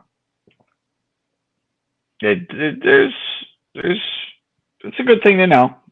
One of those things that helped out. And that's the thing now, when I see people say that, I mean, I feel good that people can say that freely, but it's just funny how it's been all this time and I'll still wince. Like, you can say that and not get, like, slammed for that. I mean, because you wouldn't believe the hell that I went through to just bring up something as simple as that, which, God, had I known about Richard Ross's book, that it was right in there, could have settled that all right then and there, no problem. I mean, it was something that was already discussed and talked about, but.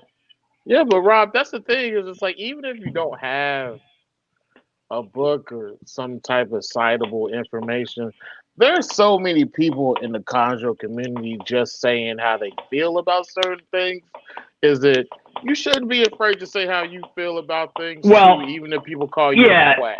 Yeah, no, I know on that, but when it's something as basic, it's like, look, okay, we know, now, it's okay.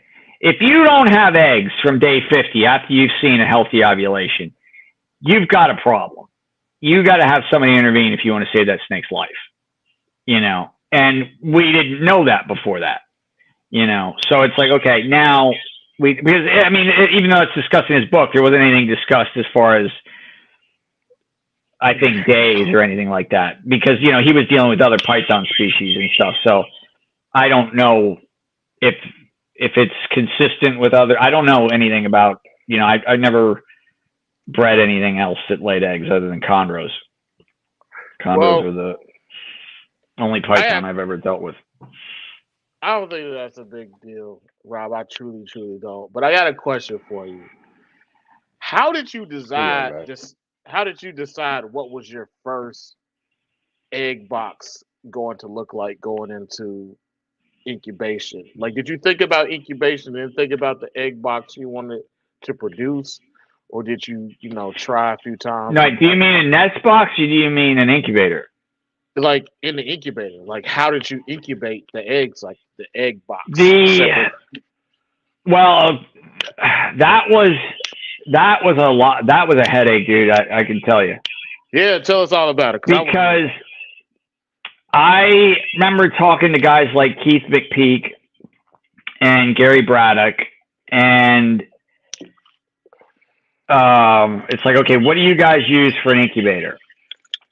And now, mind you, they're not doing. These are just, they're breeding, bloods and berms and stuff like that. And but they, they had an incubator. Everybody was always the same thing. They had built their own incubator. And it's like, okay, so you don't have anybody that you can recommend to just buy an incubator from. No. And I think there was even somebody that used like a Hovabator, the styrofoam thing, which I remember Greg Schroeder, I wanted to murder him at the time, because it's like he had that pair, that he spent 18 grand on. And it's like, Greg, you spent $18,000 on this pair of chondros, and you're killing these eggs in a $40 styrofoam incubator, like that's designed for chicken eggs. Besides that's that the whole point.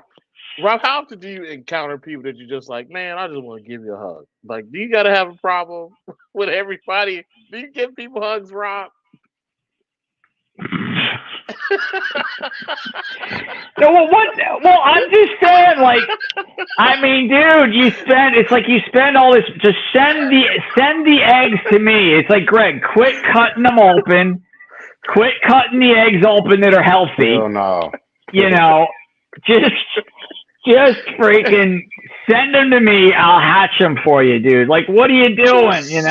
Which realistically isn't. It isn't. Just a touch. It's not realistic to send it, man. Yeah. Well. Yeah. I'm not the huggy type generally.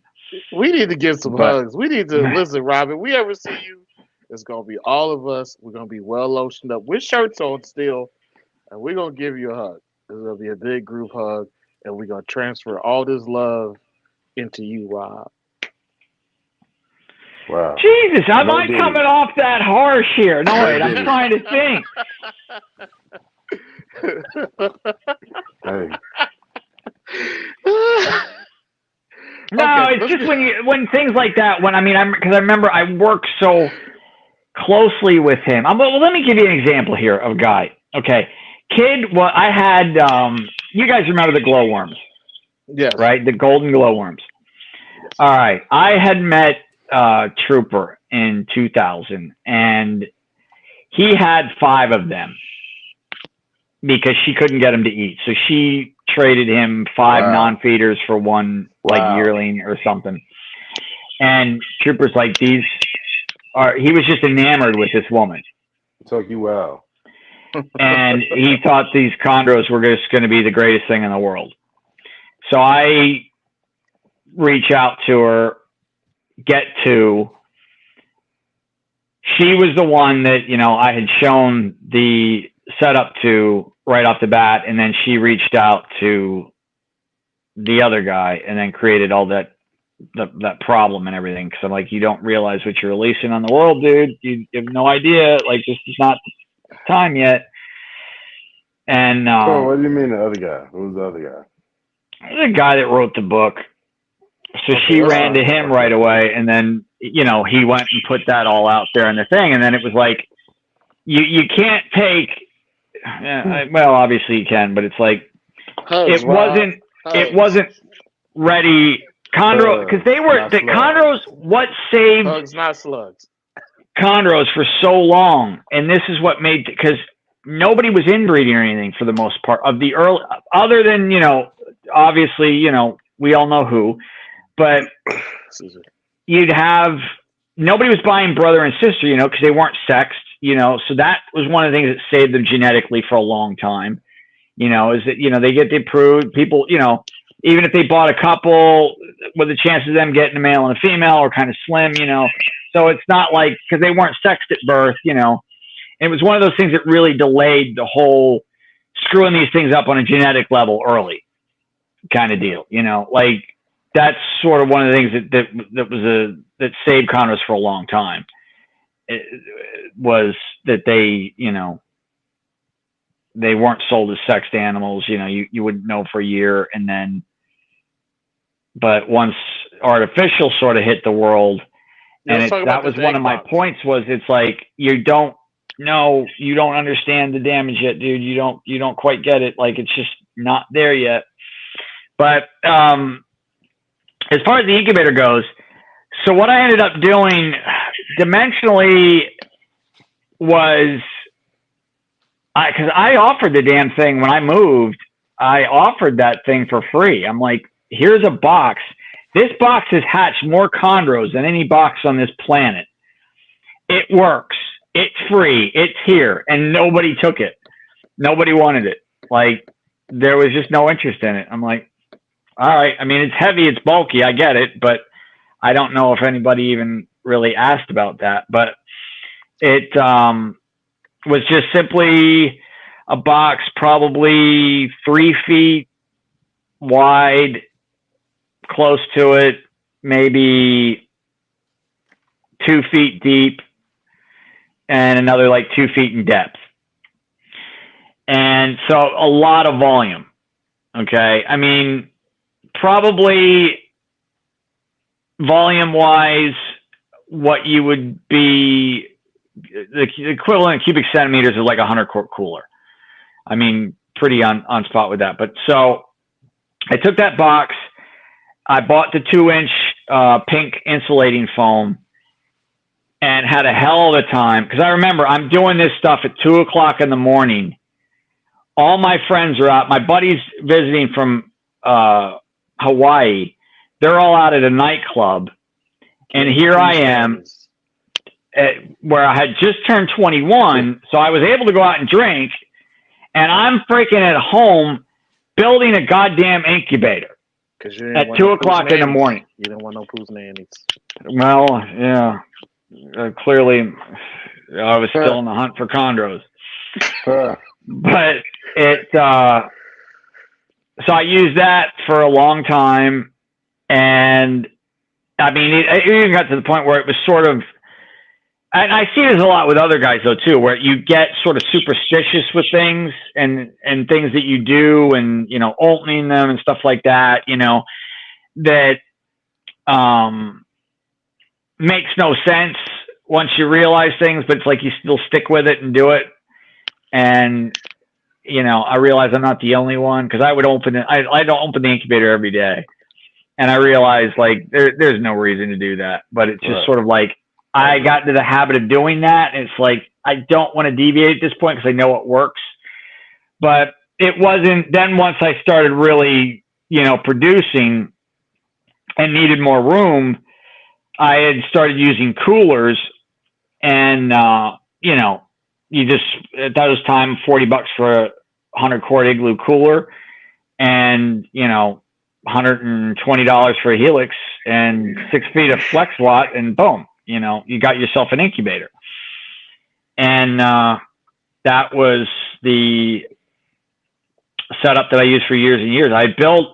I had taken apart a stand-up freezer that I thought this would be absolutely perfect for making an extra large incubator, and having something that you can even control a little bit better.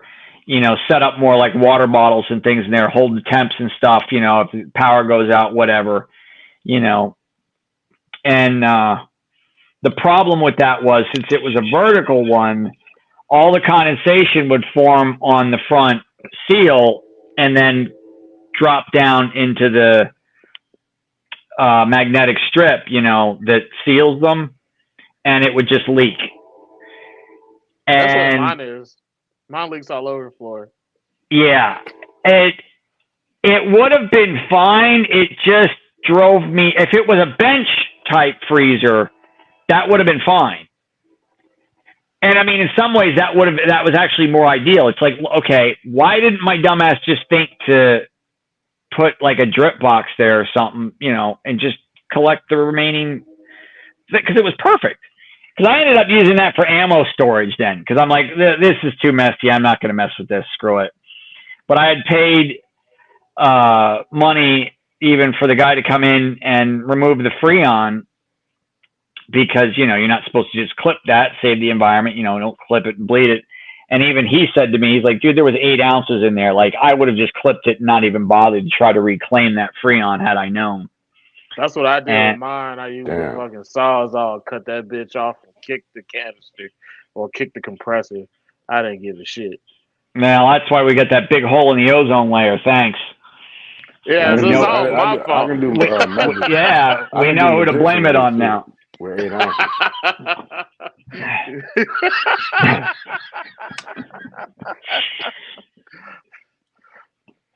Yeah, but that, I mean, yeah, that stuff. I mean, I miss that old box thing. I mean, I remember it was funny. I had that thing probably in use for like 10 years before I finally mounted a $2 handle on it, because it was, with a wood hinged lid, there was nothing to grab it. So you kind of had to grab it from the side. So I put a handle right in the middle so you could just lift it straight up. And I'm like, God damn, I'm state of the art now. I was proud of myself with that thing at that point in time. But it got to the point where, I'd hatched so many things on it that my favorite clutch would always wind up getting moved. I mean, at any given time, I could have 4 or 5 incubators running of the 100 quarts, because I generally would do them individual. Like, I want 1 egg box per incubator. And I mean, there were times where I didn't have a choice and I'd have to double them up, kind of thing. But for the most part, I like to do a single one. But my most important clutch would always wind up going into the wood incubator. But one of the problems that I ran into then one year was I had about 5 of them going. And as they would hatch, they would wind up getting moved down, and one clutch would end up in the wood incubator again. And so about 5 clutches went through, and it developed mold. One of the egg boxes got moldy, and that worked its way down through the other igloo incubators to the wood one.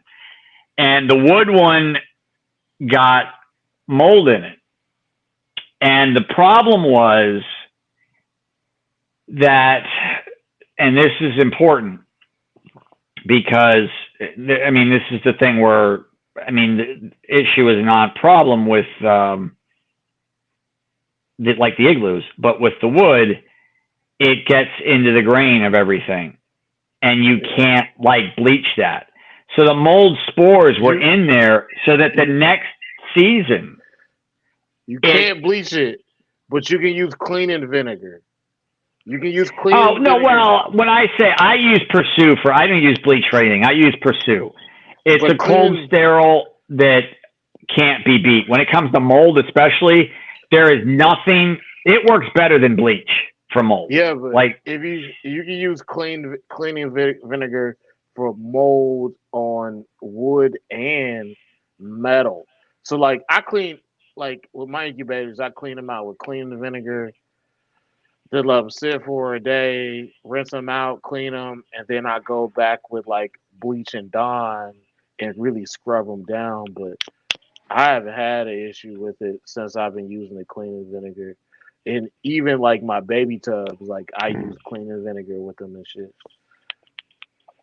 Yeah. But I mean, well, I only had that issue that one year where it didn't affect anything as far as anything hatching, I don't think. I mean, it maybe did something. I'm just not sure. But the thing that I was surprised about is now I don't remember if I unplugged that afterwards or not, because generally that incubator was running year round. It never got shut off. And because I mean, it was only 8 watts or 4 watts of power, you know, it's equivalent of a night light, to just run it 24/7. Once it reached full power, cause, you know, it's 6 feet of flex watt in there. It was maybe 4, or maybe it was 8 watts. I'm not sure now, 6 watts, something like that. But it, you know, equivalent to a night light, no big deal. Let it run. And, I don't know if I shut it off and tried to wipe that out, but then I put in a fresh clutch of eggs the following season, and I got mold again.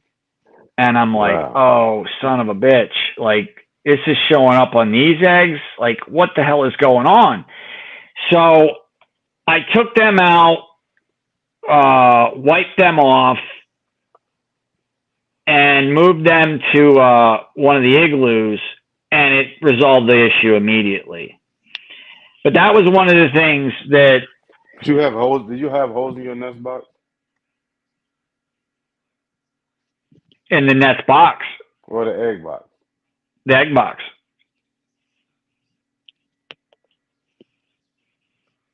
Do you mean for the females that they to lay into?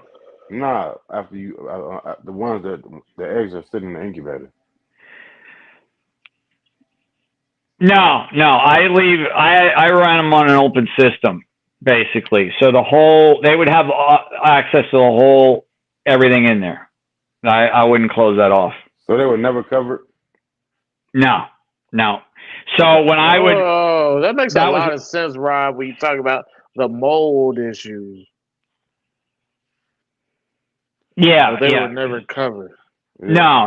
But I mean, the way that works anyway, I mean, I'm sure the mold would have gotten in there anyway, you know, like, but that was the only, after that happened and that was cleared out, it was something I never saw again, you know, so I got rid of that problem. And then I wound up sealing that incubator.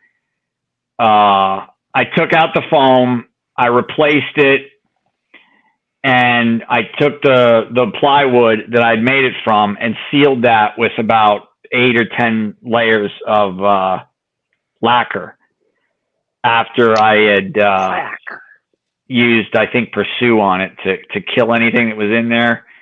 Then I let it sit out in the sun, and then I did like something like 8 or 10 layers of lacquer to it, and then relined it and everything, and then went back to using that. And it was just like, you know, like I said, it was sort of my go-to sort of, you know, lucky incubator kind of thing. It always worked for me. So it's like, you know, because the one thing I did like about that is that it would bleed humidity to a degree. The way it would sort of warp a little bit when it would get wet, and it would allow just the right sort of airflow to leave there. So it's like, okay, I don't need to worry about like opening it, because I just sort of got into that ritual of opening the incubators every day. And with that one, if it would be a day I'd miss it or whatever, okay, I don't feel bad about it. But the way I had it set up, if you had condensation forming on the top, then it absolutely could drip on the eggs, you know. So I never had to worry about that, because every day I would go through, open it, wipe off the lid, and then I would mist the flex watt and everything in there, so that would instantly shoot the humidity back up to 100%, because otherwise, if you don't do that, it's drawing the humidity to get it, because it's going to shoot the humidity back up to 100%. If it can't get the humidity from the what you're putting in there, then it's going to suck it out of the vermiculite, and you're going to end up dry, or perlite, whatever the hell you're using. You had them what, like partially submerged in a vermiculite or perlite mixture, or what? Yeah. I just stick them down in there, and then it just depends too. Where like I'd have eggs sometimes where they were dried out. Like I had a couple times where I didn't get to the eggs right away. Like I remember one, like a buddy brought in a female that was an import, and he had gotten the wrong day of ovulation. So they ended up coming in sooner than I had expected, and they were drying out. So it's like, okay, these eggs, so they got pushed down extra far, because that's one of the things. Those eggs are very forgiving when they first are. Right, but Rob, instead of pushing them down further, why didn't you think to like put a top over it and then that's what I was asking. You had like some holes like on the side of them somewhere, so they still got airflow. They still getting that circulation. It was just one of those things. It's just the way I'd always.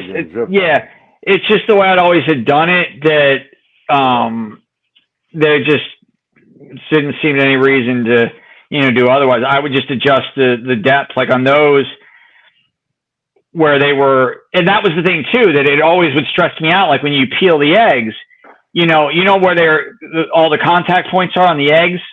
Yeah. You know how they look kind of scarred? And I'd always tell people that, like when I'd take them through it, and like, okay, when you separate it, you're going to freaking be flipping out for a couple days. But I'm like, the egg spots will heal. Just relax about it. Don't worry about it. Yeah, and they heal and they plump back up. So it's the same way. So like when they're healing. They're like little nipples. Yeah. Well, yeah, but they'd always, I mean, I had that, I remember, I only saw that once or twice where I remember, how like on day 30, where the eggs they look like they're getting ready to burst. It's like right before that point where they start going down and as the yolks absorb, but they look like that point. I remember it was like day 50, day 49, whatever. And it's like, okay, it's time to pip these things. And so it's the only time that I think I can remember. It might have been one other time, but I remember pipping the eggs because I would never wait, after I'd lost that first one that drowned, the biggest damn baby in the clutch by, it was 10.07 grams. And the next biggest one was like 9.89 grams. So it just happened to be the biggest one, but it drowned in the egg. So I always cut after that. And no,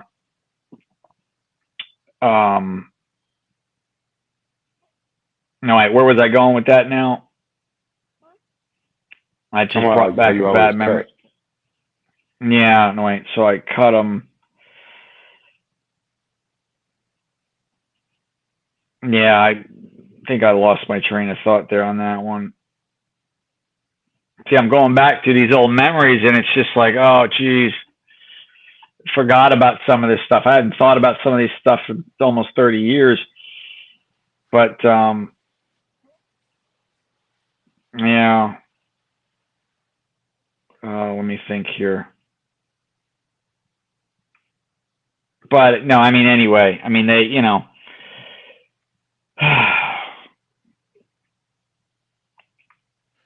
Hey, well, Ken, you want to go to anything? I mean, before we get out of here. What did you did you have a few more notes about the red neos you wanted to talk about? And the yellow neos. Yeah.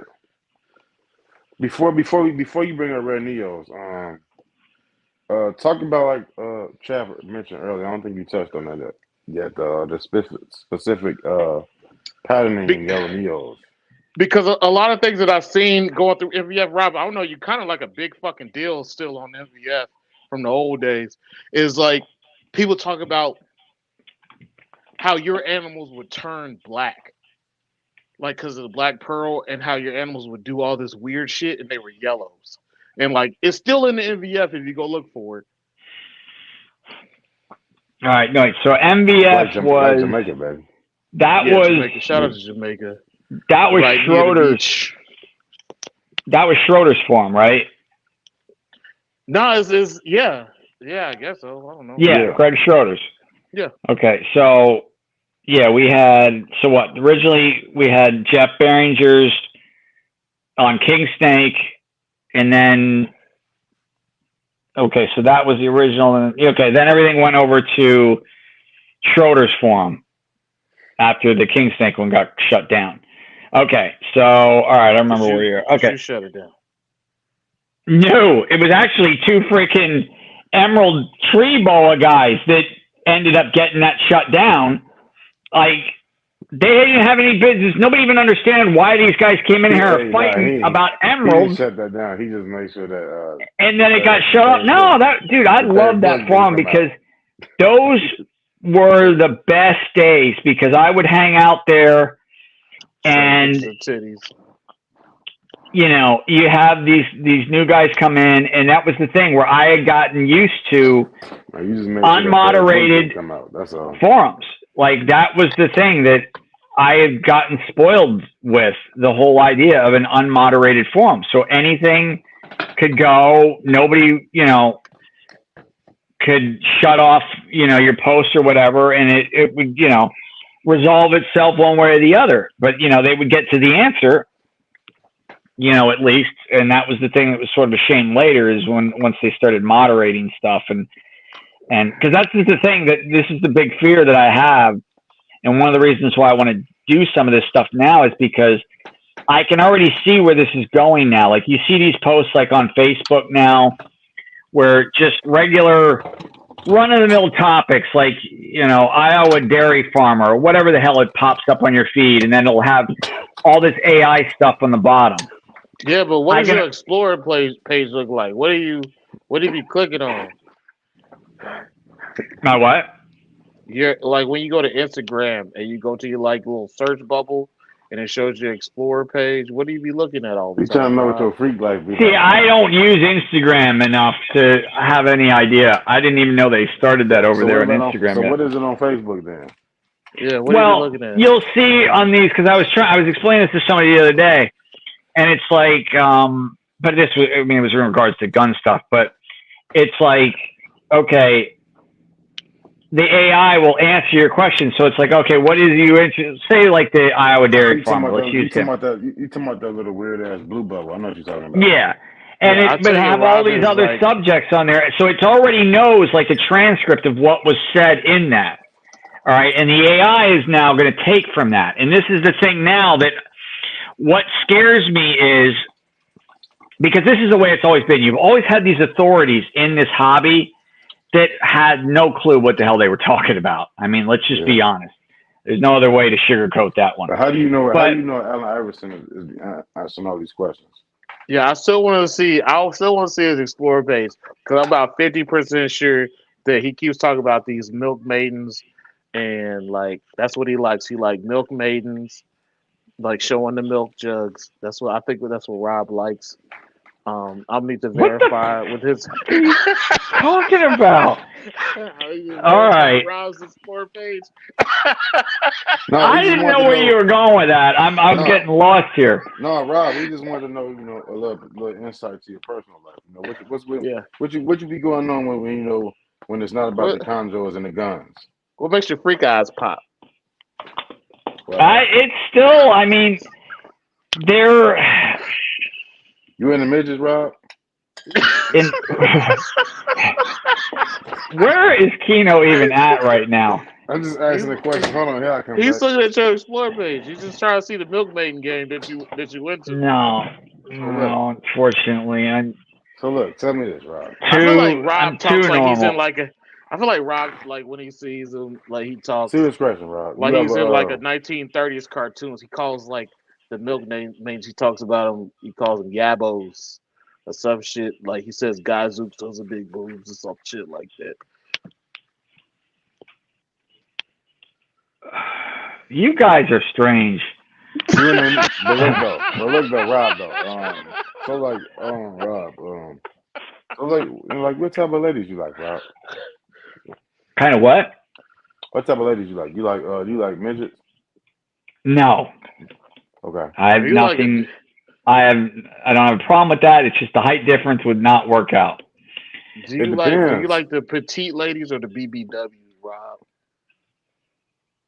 It's always been sort of between petite and athletic. Oh. But the height thing, I think you need to check the height thing, Rob. It depends on what you have. What you look, what activity, what you working, you trying to pull off. What type? What your activities be like? Do you use a bib? Say it again. No. Anyway, we was talking about.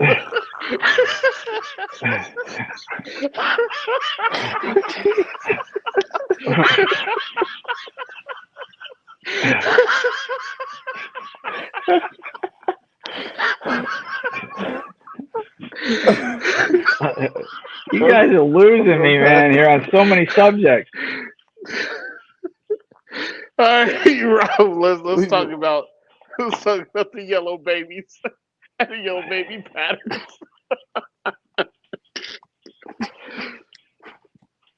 All right, we're gonna keep it G-rated here on. Yeah. And okay.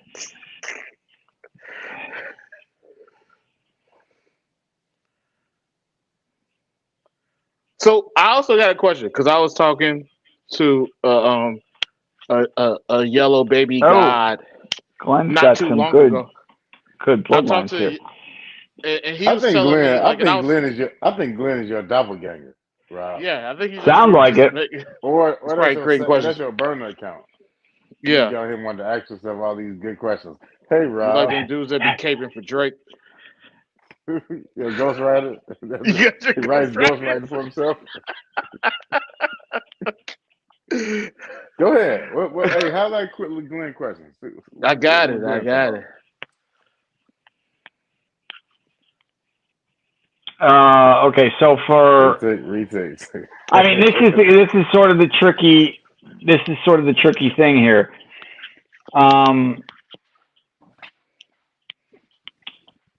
It's the thing I actually said to John, I'm like, dude, you got to raise your prices.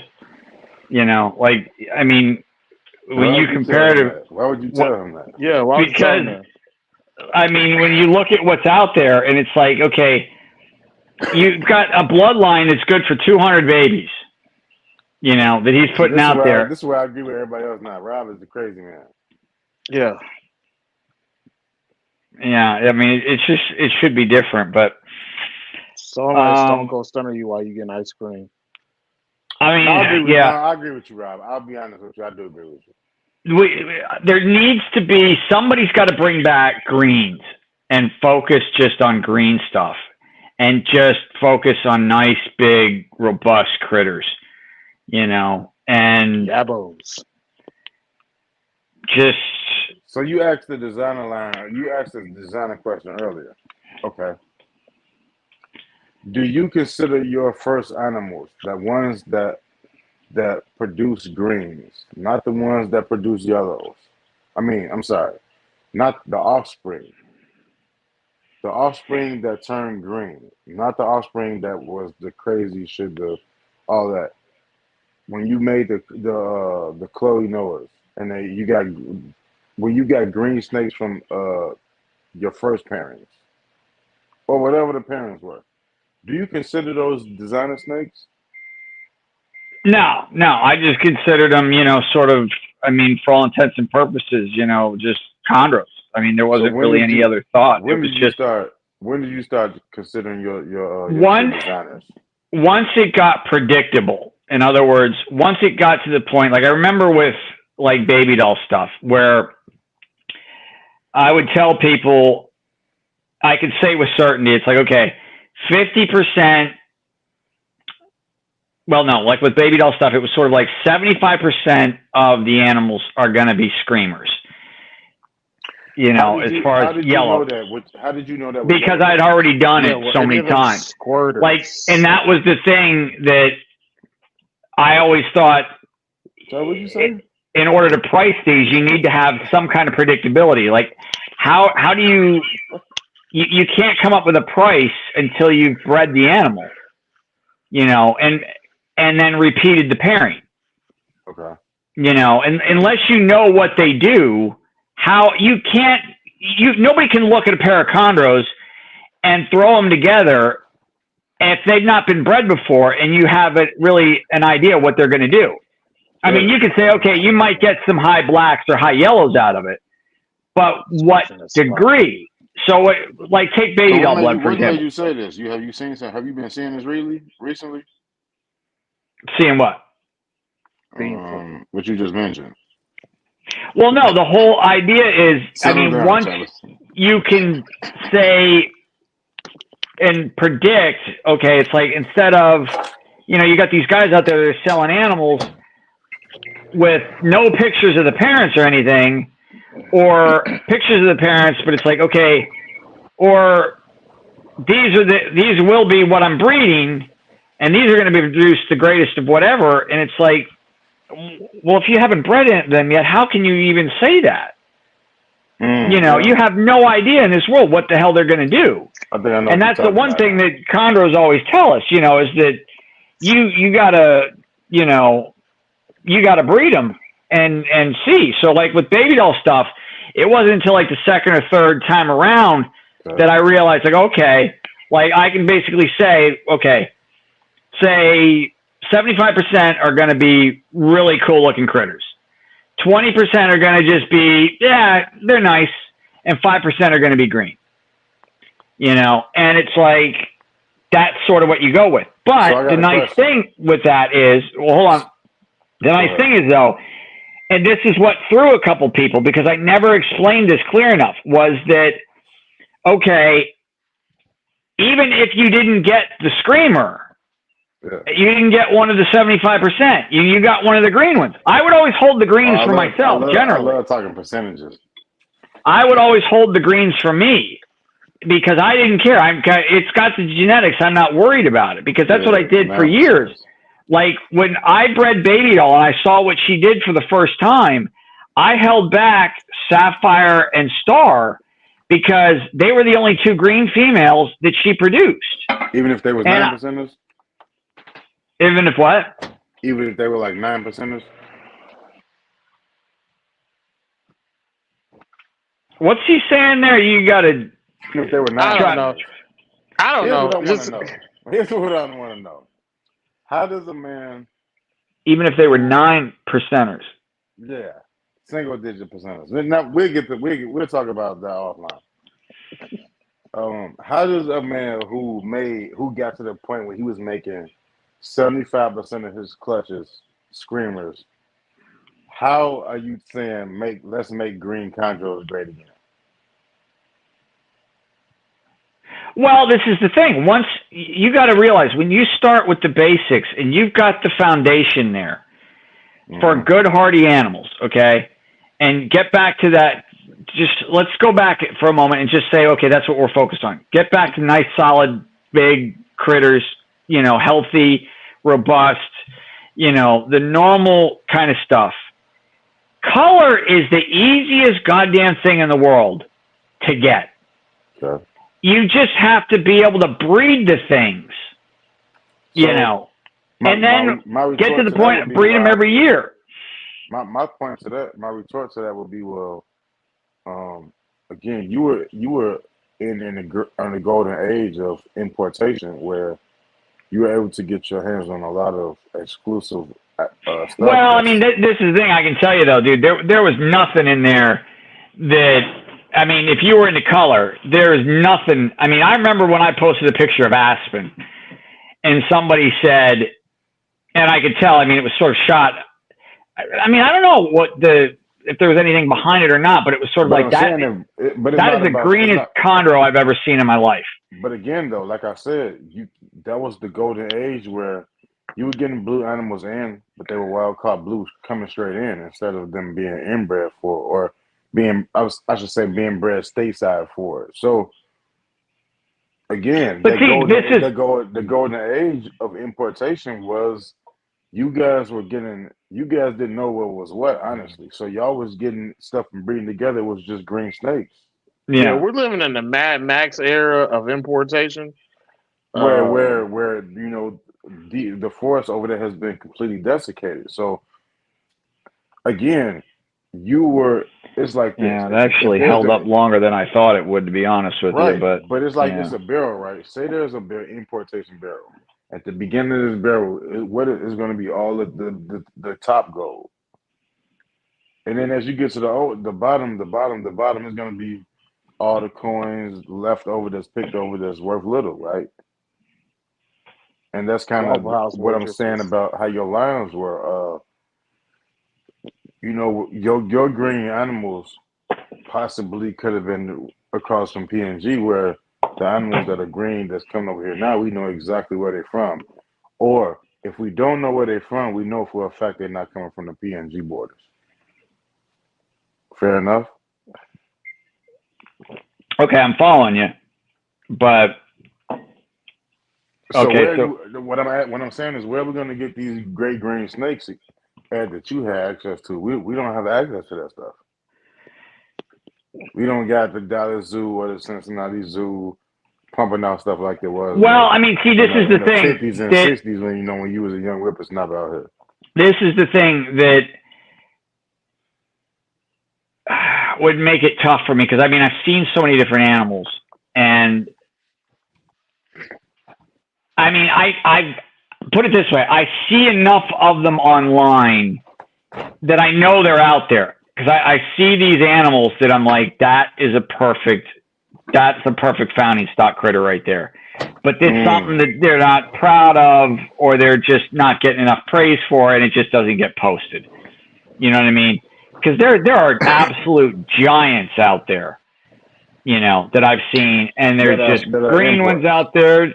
I mean, honestly, for the lack of scars and everything else and the size of them, I don't see anything that indicates the stuff that I've gotten excited about as them being imports.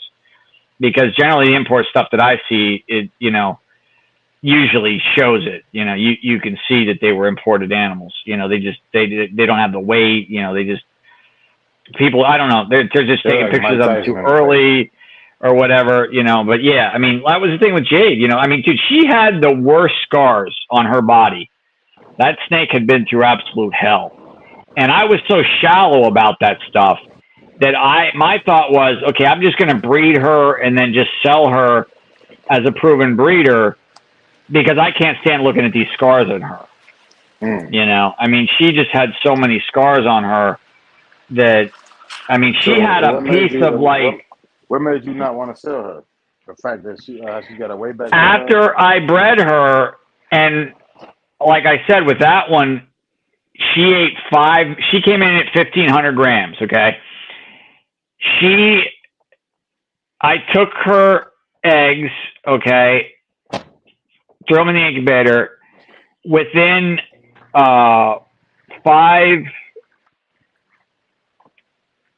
Hello? I'm still here. I'm here. Okay. Within the 50 days of incubation, she had 5 meals, okay? She laid, I want to say 450, 500 grams of eggs, all right? So she was like about 1,100 grams after she laid.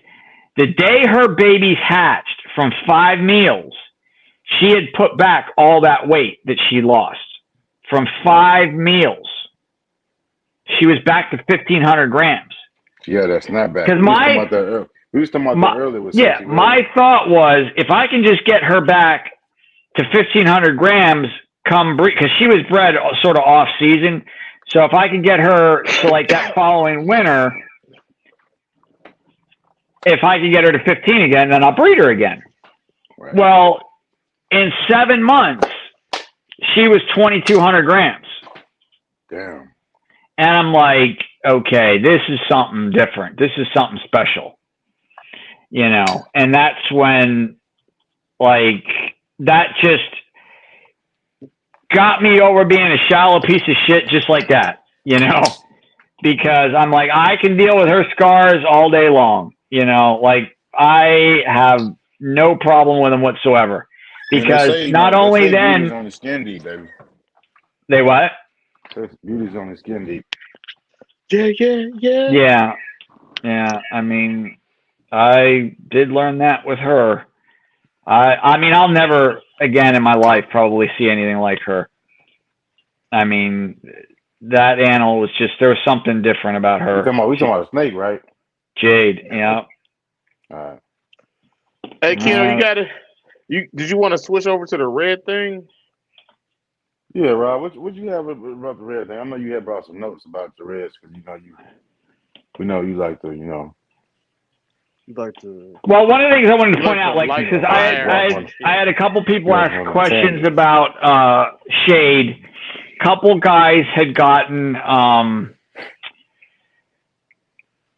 offspring of the shade stuff, which I had sort of forgotten through that. I had sold shade to Robert. I can't remember his freaking last name. Whoa. He used to hang out in the MVF all the time. Because there was Coombs, Robert Coombs, but it wasn't him though. And I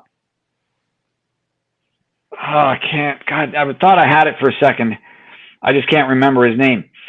But he bought shade. Then it went to This is the thing. He produces a clutch of babies. Okay. Just explain why he disappeared. He produces a clutch of babies. He calls me up 2 months after they've hatched, and he says, I can't get these things to eat. And it's just like, all right, there's nothing you can do at this point, to be honest with you, dude. Like, even if you try to assist feed them or pinky pump them or whatever, I mean, they're not going to be able to digest the food. They're done. Sometimes you can't hit it with that pinky pump, though. You can't. I mean, I tried pinky pumping early on once, and the animal regurgitated it and choked to death on the fluid of it and died. So it's like, you know, that's just not the way to go for me. But it's just like, I'm like, dude, you waited too long here. There's nothing that I can help you with. Like, we could have gotten these things eaten earlier, but at the 2 months mark, they're too far gone. They, you know, they weren't big babies to begin with. You know, they were somewhere in the neighborhood of 10 or 12 grams. You know, so weren't horrible, but it's like they're not. You know, at 2 months, there's nothing you can do. So he turned around and sold those to forum guys, and they all died. And then he sold shade off to, oh God, that guy's still around, I think. Craig, no, Chris, I think it was Chris something. And then he sold it to Rico. So they had some questions about shade, hoping, you know, I could figure out more there. And that was the thing, you know, with that breeder loan that I did with Less Shock, you know, I agreed to it on the animals that there were 6 on there that I knew what I had wanted and everything based on size and structure and stuff like that. Didn't have a lot of details of them. Then there was 4 that I was completely unknown. And again, you know, he was a perfect example of a complete sociopath.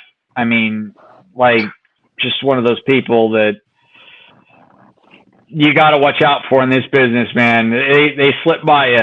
They absolutely can slip by you, and they're out there. And like I said, for some reason, this business attracts them. Yeah, it gets them all. Extra greasy, like. All right, Keno, you got anything else you want to go over before we get up out of here, man? No, Rob, yeah, Rob, we're already. Rob, I'd have to. When you go to the barbershop, Rob, do they cut your hair with scissors? Unfortunately, well, this one uses a razor. Like, I had a hairstylist for 20 years, 25 years, and my best friend's wife cut my hair. And She was scissors. yeah, she used scissors, and yeah, this guy uses a razor. He uses scissors somewhat, but it uses a razor too. But yeah, it's Tell them next time. Tell them to fade you up on the side. Get you a taper. it's kind of got a taper going here. Like it's not Rob, perfect. No, that's like a friend's taper. It's yeah, I know. It's not. It's kind of like some Seinfeld vibes, but it's cool though. It's what I'm. It is what it is. All right. It's not what it was. Kind of Full House, Bob Saget a little bit. You know? It was God's gift to women for a long time, but those days are over, I think, unless I can get my hairstylist back. Rob said he loved babies in the streets. All right, Rob. So, you got anything else you want to say before we get up out of here, man? It would have to, not anything I could sum up. I mean, it's going to be another. I mean, put it this way: there's probably only, at the rate we're going, I could probably finish in another 20 hours. You know, so. Like because it's the thing. This is the thing. Honestly, I had no idea. So you just want your own you want I had no idea what I was going to go into on this show. Like I had a few things. I wanted to make some clarifications on the reds, like that thing with don't forget with the one-off reds. So don't let that. We still didn't even get into yellow patterning. We still didn't really get into it. So there'll be a Rob part 3. Maybe you know. Yeah. You know what? Here's the most likely scenario. It could be like a Worrell's Room. It could be like a Worrell's Room segment. There'll be a Chuck Vogel and Rob Worrell show. Well, we're not even going to be on the show, and we're just going to let them talk. We'll just send them questions by via text. That's going to be like a 6-hour show. You guys are still going to have to guide in there because I mean, this is the thing. I lose track now, you know, because I mean, I've gotten pretty good. I've gotten pretty good on the memory stuff, but the problem is when I go back and relive some of this stuff, as I think about it, it throws me off, you know, because there's some of these things I just haven't thought about you be getting upset sometimes. Years and years, you know, and there's a lot of emotions in some of this stuff, man. There's a lot of everything, you know. I mean, the good and the bad. I mean, he be having flashbacks thinking about Charlene and make the good spaghetti. No, I think he's sleeping. He be having nightmares of somebody just waking up in the middle of the night, beating him with that book, part 1 and part 2. Just let me finish with the. This is not the. This isn't the happiest story, I don't think, but in a way, I think that it is. There's some good to it. It's like I was telling you about. Remember the glowworms, okay? That I said I got 2 of those glowworms. All right, because of what that woman did, I didn't want to extend her name into any of my bloodlines, so I put both the animals up for sale on my webpage and said, look, I think I wanted like $3,000 for them because they were green, but they were big, 1,800 gram females, good, robust virgin females. Think you said girls. And this 16-year-old kid contacted me and said he wanted to get a female and he wanted to breed before he went away to school. And I said, okay, gotcha. Got something perfect here. One of these will fit the bill. And he got one and he bred it and got eggs and did all that before he turned 17. So he was still 16 because he was leaving like in the fall for school when he was 17. Vietnam. And I told him, so he did, I took him through mostly everything, step by step. And but he did it himself at the end of the day. You know, I'm not there. He did it. And I told him, I said, you know, I think it's a safe bet to say that you're the youngest person alive to ever breed green tree pythons.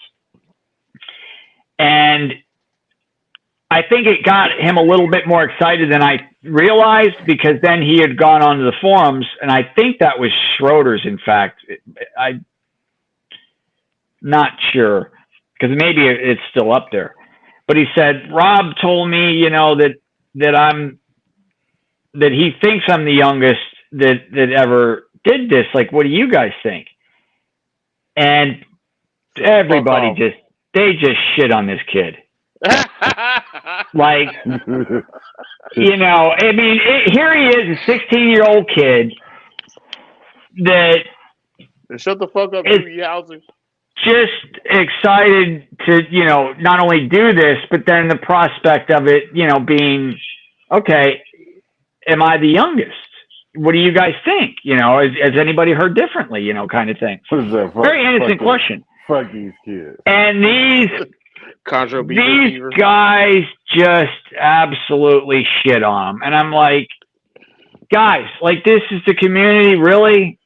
I mean, this is what you guys are doing, and it's just, there's just some things about this hobby that I do not understand. You know, I really... Even Rob joined in from his burner account under the name Glenn. It's some stuff that I don't think we're not supposed to never understand with this hobby. Yeah. That's what we upset about it. There's so much snake stuff go on. There's so many people who, there's so many snakes in disguise. There's a lot goes on. Yeah, it's a lot of shit. So much hate, so much jealousy. So much bitch assness. Bitch ass. So many lies. So much manipulation. Yeah. Well, I mean, there's things about this stuff that it's just, I mean, one of the things that I'd love to go through is sort of like a buying guide.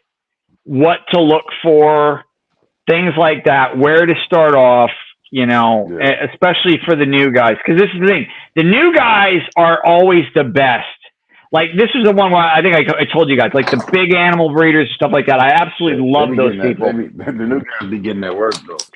Because they would reach out to me and say, look, you pick what you think is the best stuff. Yeah. And it's just like, I remember thinking at that time, I'm like, God damn, could you imagine if they reached out to some of these other people, like what they would get? You know, I mean, it would be 4 times the price. They are. And 1/3 the quality. You know, like, oh my God. Like, but on the quality. I mean, a lot of that shit is just like, it's based on cult of personality. And that's why, you know, I tell people all the time, like, they'll hit me up and they ask me questions. Like, especially after we did the import show. And I tell people all the time, like, don't buy shit from me, bro. Like, buy some shit you really want to buy. But just realize, just realize, like, a lot of people telling you, you got to do this or you got to do that, they tell you that shit to sell their own fucking animal. Well, see, this is one of the beautiful things. We don't say that to tell y'all to come to buy snakes from us. Please. We don't say that. I haven't been, I'm not, nobody, I mean, if I do anything, I'll be selling half of those. And I guarantee you, those are already off the market. So I have nothing to sell. So I have, like, I'm not. I'll take my shirt off. It'll be years before I build back again to anything where I'm doing any kind of massive kind of numbers. But it's like, so I'm back at that point where it's like, I got nothing but to tell people how it is. You know, there's no hidden agendas here. I've always been that way, but that was the thing I noticed is when I used to give advice. I mean, I would hang out on that forum. I did that daily for years and years on the original, on Jeff Behringer's forum. But once I started producing animals, then it became, well, what's your motivation now on this advice? And it's like, well, at the end of the day, well, I mean, it's just, that's the thing. Like, when you have nothing to sell, your advice should be really the same. I mean, that's the thing. Well, my advice never changed. And I would have detractors of me to say, You've been yelling the same shit for 20 years. You've been bitching about, and it's like, but, well, what, you think my story's going to change? It's been the same way for 20 years for a goddamn reason. Robert, you know, I would have an issue if, well, that's not what you said 15 years ago. Speaking about getting jiggy on figgy, though, like, you got any investment advice? In terms of what? Biotech companies, chondros? Yeah. What are we talking about? No, not chondros. Well, we know we kind of gotta get the point of the chondros. Like biotech advice, blade merchandise. I mean, whatever's out here. Rob, they made a movie about Rob. It was called Monster House, and Rob played the character Old Man Nevercracker. I thought you were gonna say it was called Blow. Blow. Oh Jesus. Anyway, man, Rob, we give you a little podium, then we're gonna get out of here, man.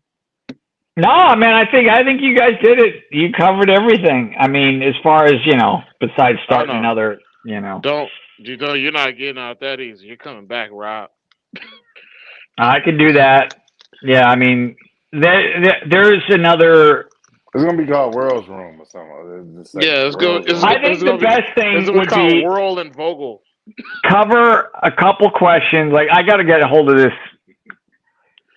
See if I can figure out something here for Glenn. I'm hoping Leckie or Eric Hassler, John Leckie, Eric Hassler, one of them might have something in terms, because I mean they both have jade blood, as well as everything else. We're gonna do a special version of the Keepers Clash, which is him and Chuck Vogel. It's gonna be called No Country for Old Men, and there won't be any time limits. And good deal, Glenn. Y'all just gonna talk about whatever y'all want to talk about. You listen. It's not gonna be our fault. It's not gonna be up to us to keep Chuck Vogel on task. It's gonna be up to you, and that's just how it's gonna go. It's gonna be called Vogel and Worrell, No Country for Old Men. What we were talking about? World's book beef and Chuck Vogel's. Yeah, somebody's gonna have to keep me on point, man, because like I said, I still stories. Thanks, the Puerto Rican vibes. Listen, stop saying that. Stop saying that out loud. The Puerto Rican vibes. Stop saying that out loud. All right, y'all. That's been us for the CBR, man. We appreciate everybody for coming. Most of all, we appreciate Rob. And we appreciate Keno for showing up on time. That was nice of you, Keno. You're not. Fuck you, Rob. Go fuck yourself. Well, you ain't done seeing Rob Worrell. He's coming back. And we hope y'all have a good night. And y'all take care. Bar Room, yes. Rob, please, Rob. We love you. Thank you again, OG. Thank you for having me on, guys. Y'all can't talk chondros without speaking that man's name right there. Yeah, I don't care how you feel about it. Even if you got some weird opinion about him, I don't care how you feel about it. This is what it is. But you can't speak his name. Till next week, y'all. Though, peace out. I am planning on being on time again next week too. With a shirt on. Don't hold me to it. All right. Good deal. My shirt off.